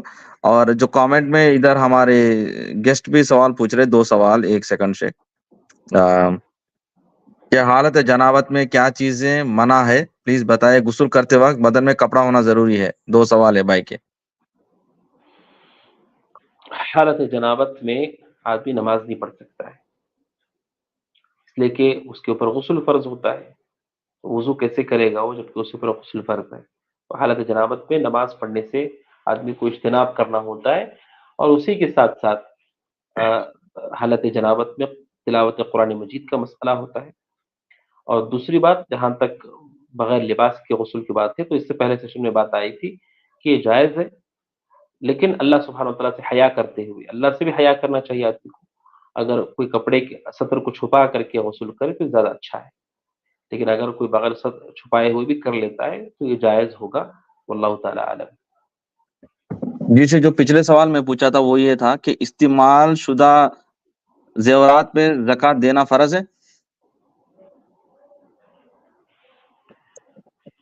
دیکھیے، استعمال شدہ ہو یا غیر استعمال شدہ ہو، اللہ سبحانہ وتعالیٰ کہتے ہیں والذین یکنزون الذهب والفضة ولا ينفقونها فی سبیل اللہ. جو سونے اور چاندی کو خزانہ بنا کر رکھتے ہیں اور اسے خرچ نہیں کرتے، زکوٰۃ نہیں دیتے، تو اس کے لیے وعید سنائی گئی ہے. تو قرآن نے اور حدیث نے کبھی یہ نہیں فرق کیا ہے کہ استعمال کا سونا ہے، استعمال کی چاندی ہے، یا بغیر استعمال کا سونا بغیر استعمال کی چاندی. سونا ہے، چاندی ہے، چاہے اسے پہنا جاتا ہو یا گھر میں رکھا جاتا ہو، سونا اور چاندی اگر ہے تو اس کی زکوٰۃ دینی ہوگی. واللہ تعالیٰ. جی شیخ، ایک بہن کے سوال ہے کہ میری سوال ہے، دعا سے یہ ہے کہ ہم دعا مانگتے کسی افراد کے لیے، لیکن ہمارے دل میں اس کا خلاف رہتا ہے، کبھی وسوسے آ جاتی ہے، تو کیا ہم دعا نہیں مانگنی چاہیے؟ کبھی کبھار کسی شخص کے دعا مانگ رہے لیکن دل میں جو ہے اس کا خلاف ہے، مطلب اس طرح شیطان وسوسے آ رہے، تو کیا کرنا چاہیے؟ بلکہ بعض علماء کہتے ہیں جن سے ہماری دشمنی یا بغض ہوتا ہے ان کے لیے دعا کرنے سے بغض ختم ہوتا ہے. بغض کے ختم ہونے کے اسباب میں سے اس کو بھی علماء نے ذکر کیا ہے کہ ہم دوسرے کے لیے دعا کریں جس کو ہم پسند نہیں کرتے. لہٰذا ایسی کوئی چیز خیال بھی آئے تب بھی آپ اپنے عمل کو جاری رکھیں. مومن کی ایک نشانی بتائی گئی ہے کہ وہ اہل ایمان کے لیے دعا کرتا ہے، خاص طور پر دنیا سے جو فوت ہو گئے ان کے لیے دعا کرتا ہے. اس دعا کے اندر ایک حصہ یہ بھی ہوتا ہے کہ اے اللہ ہمارے دلوں میں ان کے لیے کوئی غل اور کینہ کپٹ باقی نہ رکھ. تو دعا اور انسان کے دل کا بڑا گہرا تعلق ہوتا ہے. جب آدمی ایسے لوگوں کے لیے بھی دعا کرتا ہے جنہیں وہ پسند نہیں کرتا ہے تو اللہ سبحانہ و تعالیٰ اس کے دل کو بہتر کرتا ہے، اور جن کے لیے دعا کرتا ہے اللہ ان کو بھی بہتر کرتا ہے. بعض اہل علم نے اس چیز کو ذکر کیا ہے. سعودی عرب کے مشہور عالم دین عبدالسلام الشوائری حفظہ اللہ، انہوں نے اپنے ایک درس کے اندر اس طرف اشارہ کرتے ہوئے کہا کہ اگر آدمی دوسروں کے لیے جن کو پسند نہیں کرتا ان کے لیے دعا کرتا رہتا، اللہ سبحانہ وتعالیٰ ہمارے دل کو ان کے دل کو بہتر کرتا ہے. یا ضرور دعا کریں، اہتمام سے دعا کریں، انشاءاللہ اللہ سبحانہ وتعالیٰ دونوں کے لیے آپس میں محبت کو پیدا کر دے گا. اللہ تعالیٰ ہر چیز پر قدیر ہے. واللہ تعالیٰ. جی شیخ، اس سیشن کے آخری 2 سوال ہے. ایک سوال یہ ہے کہ استنجا جاتے وقت کبھی کبھار پیشاب کے خطرے جسم پہ پڑ جاتے ہیں، تو اس وقت کیا کرنا چاہیے؟ غسل کرنا چاہیے یا دھو لینا چاہیے اس جگہ پہ؟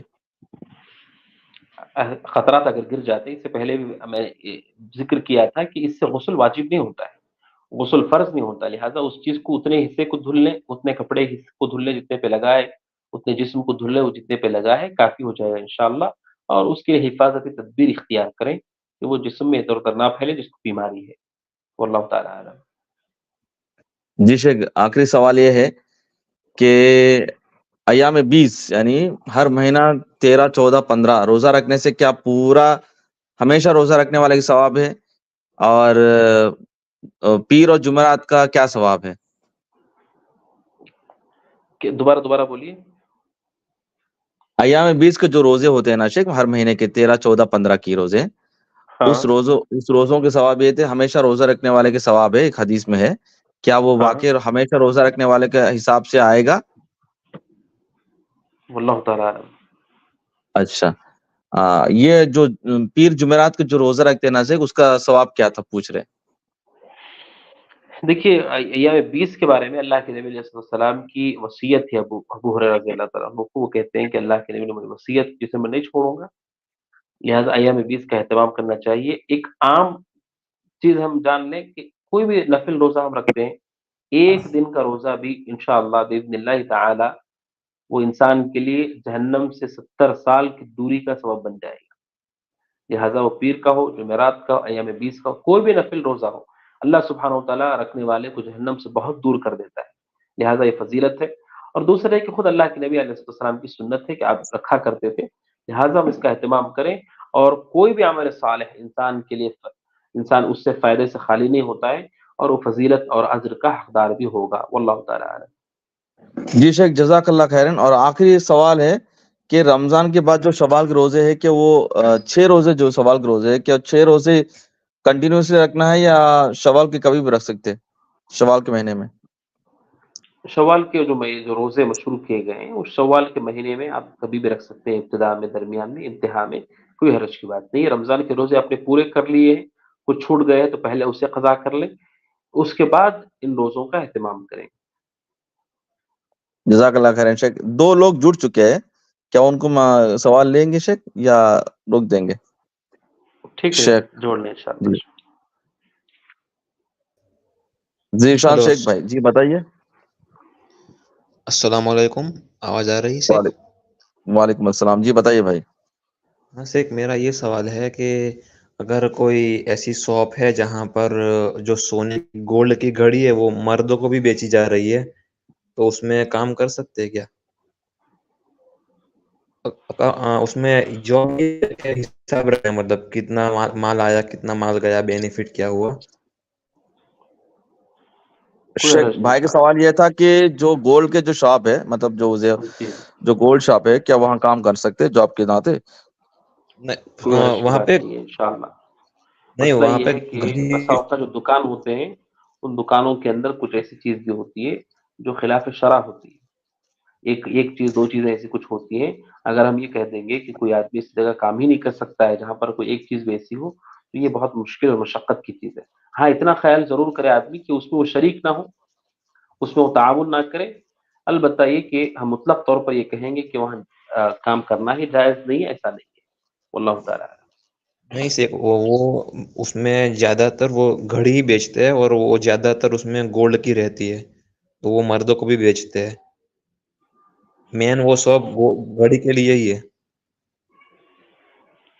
ایسا کوئی ہم کام یا نوکری تلاش کریں جس میں کوئی ایسی چیز نہ ہو، زیادہ اچھا ہے، زیادہ بہتر ہے، زیادہ راحت ہے اس میں کہ ہم ایسی کوئی جگہ تلاش کریں جہاں پر ایسی کوئی چیز خلاف شرع نہ ہو۔ اگر استطاعت میں تو ضرور ایسا کر لینا چاہیے، واللہ تعالیٰ۔ اور اگر کوئی اس میں کام کر رہا ہے تو کیا اس کی کمائی حرام کی ہوگی پھر؟ اس کی کمائی کو ہم مطلق طور پر حرام نہیں کہہ سکتے، مطلق طور پر حرام نہیں کہہ سکتے، واللہ تعالیٰ۔ جی بھائی، آپ کا سوال جواب مل گیا، جزاک اللہ۔ ہاں، جی شیخ، آپ کی آخری بات بول دیجیے گا، سوالات ہو گیا الحمدللہ اللہ کا فضل سے۔ الحمدللہ الذی بنعمتہ تتم الصالحات، ہمارا سوال جواب کا سیشن مکمل ہوا۔ ناظرین اکرام، اللہ سبحانہ وتعالی جو باتیں کتاب و سنت کے موافق ہیں، منہج سلف کے موافق ہیں، اللہ اس پہ عمل کی توفیق عطا فرمائے، اور جو چیزیں کتاب و سنت کے ساتھ سے ثابت نہ ہو میں اس سے برات اعلان کرتا ہوں، اس سے آپ اجتناب کریں، اللہ سبحانہ و تعالیٰ کا تقوی اختیار کریں، کتاب و سنت کی اتباع و پیروی کو اپنے اوپر لازم کریں، اور کسی کے تقلید آنکھ بند کر کے اتباع اس سے بچیں سوائے اللہ کے نبی علیہ الصلوۃ والسلام کے۔ اور تیسری بات یہ ہے کہ جن مسائل کا ہمیں علم نہیں ہے اس میں اللہ واللہ اعلم کہنا، میں نہیں جانتا یہ کہنا، اس سے کبھی نہیں شرمانا چاہیے۔ امام بخاری رحمۃ اللہ علیہ نے صحیح بخاری کے اندر یہ مسئلہ نقل کیا ہے اللہ کے نبی کے بارے میں کہ اللہ کے نبی سے کسی چیز کے بارے میں پوچھا جاتا جس کے بارے میں آپ تک علم نہیں اتارا گیا تو یا تو آپ خاموش ہو جاتے یا کہتے میں نہیں جانتا۔ اب سوچے نبی اور رسول ہوتے ہوئے آپ کا یہ اسوہ ہے، آپ کہتے تھے لا ادری مجھے نہیں معلوم، یا آپ خاموش ہو جاتے۔ یہ سبحان اللہ، اللہ کے نبی علیہ السلام کا طریقہ رہا۔ امام بخاری نے یہ بات نقل کرنے کے بعد عبداللہ بن مسعود کے ایک اثر کو نقل کیا ہے۔ عبداللہ بن مسعود کہتے ہیں اللہ کے نبی سے کسی نے روح کے بارے میں پوچھا، روح جو انسان کے جسم میں، آپ خاموش ہو گئے، آپ نے کچھ نہیں کہا۔ اور امام بخاری نے اس کے بعد حدیث بھی نقل کی جابر رضی اللہ تعالیٰ عنہ کی، جس میں جابر رضی اللہ عنہ بیمار تھے، انہوں نے اللہ کے نبی سے وراثت کے بارے میں، پراپرٹی کی تقسیم کے بارے میں پوچھا، اس پر بھی آپ خاموش ہو گئے یہاں تک کہ قرآن کی آیت آپ کے اوپر اتاری گئی۔ تو ناظرین، ہمارے لیے منہج ہے کہ وہ چیزیں جن کا ہمیں علم نہیں ہے ہمیں اس کے بارے میں گفتگو کرنے سے اجتناب کرنا چاہیے، اور جو بڑے مسائل ہیں وہ بڑے علماء کی طرف لوٹا دینا چاہیے۔ امت کی اجتماعی مسائل میں گفتگو سے پرہیز کرنا چاہیے، اور وہ مسائل جن مسائل میں ہم چاہتے ہیں کہ ہماری پیٹھ ہلکی ہو، ہم اس کے بارے میں اللہ سبحانہ تعالیٰ کے سامنے نہ پکڑے جائیں، اس سے ہم اپنے آپ کو دور کر لیں۔ مدینہ منورہ کے مشہور ایک عالم دین ہیں عبد المحسن العباد حفظہ اللہ، ان سے اسقاط جنین کے بارے میں، یعنی جو بچے پیٹ میں ہوتے ہیں وہ کوئی مسئلہ ہوتا ہے اس سے کیا گرا سکتے ہیں، پوچھا گیا۔ جب بھی پوچھا گیا انہوں نے جواب نہیں دیا۔ کیوں؟ کیونکہ یہ مسئلہ کسی جان سے تعلق رکھتا ہے۔ کل کے دن، کل قیامت کے دن اس بچے کی اگر 4 مہینہ سے زیادہ اس کی عمر تھی، اس کی روح پھونک دی گئی تھی، وہ بھی اٹھایا جائے گا۔ تو علماء اکرام بحیثیت علماء، بحیثیت طلبۃ العلم، بحیثیت دعات، ایسی چیزوں میں گفتگو کرنے سے ہم بچیں جو مسائل کے بڑے ہیں۔ کل قیامت کے دن ہم سے پرسش ہوگی، خاص طور پر جن میں ہمیں اشتباہ ہے، جن کے بارے میں ہم خوف کا خیال ہمارے دل میں ہوتا ہے، تو ان مسائل کے حوالے سے ان آداب کا بھی خیال کریں جن کا ہمیں علم نہیں، خاموش رہیں، اللہ عالم کہیں، لا ادری مجھے نہیں معلوم کہیں، بڑے علماء کی طرف رجوع کرنے کی دعوت دیں، اور لوگوں کو دعوت دیں کہ وہ اپنے عقل اور رائے اور قیاس سے چیزیں نہ بولیں، اسے اجتناب کریں، اور بڑے مسائل، ان مسائل میں جن مسائل میں آدمی کسی کے جان کا مسئلہ ہے، کسی کے رشتے کا مسئلہ ہے، اس میں احتیاط کریں، کہ ہمارے لیے سعادت اور فلاح ہے انشاءاللہ باذن اللہ تعالی۔ اللہ سبحانہ وتعالی سے دعا کہ اللہ تعالیٰ جو صحیح باتیں کہی گئیں اس کے ذریعے سے ہمیں نفع پہنچائے اور برکت عطا فرمائے۔ هذا وصلی اللہ وسلم علی نبینا محمد وعلی آلہ وصحبہ اجمعین۔ السلام علیکم ورحمۃ اللہ وبرکاتہ۔ جی جزاک اللہ خیرن شیخ۔ جی ناظرین، ہمارا اگلا سیشن ہوگا اگلے سیٹرڈے فبروری 3 تاریخ کو، ٹھیک ہے؟ ہمارا چینل کو سبسکرائب کریں ضرور۔ جزاک اللہ خیرن، بارک اللہ فیکم۔ السلام علیکم ورحمۃ اللہ وبرکاتہ۔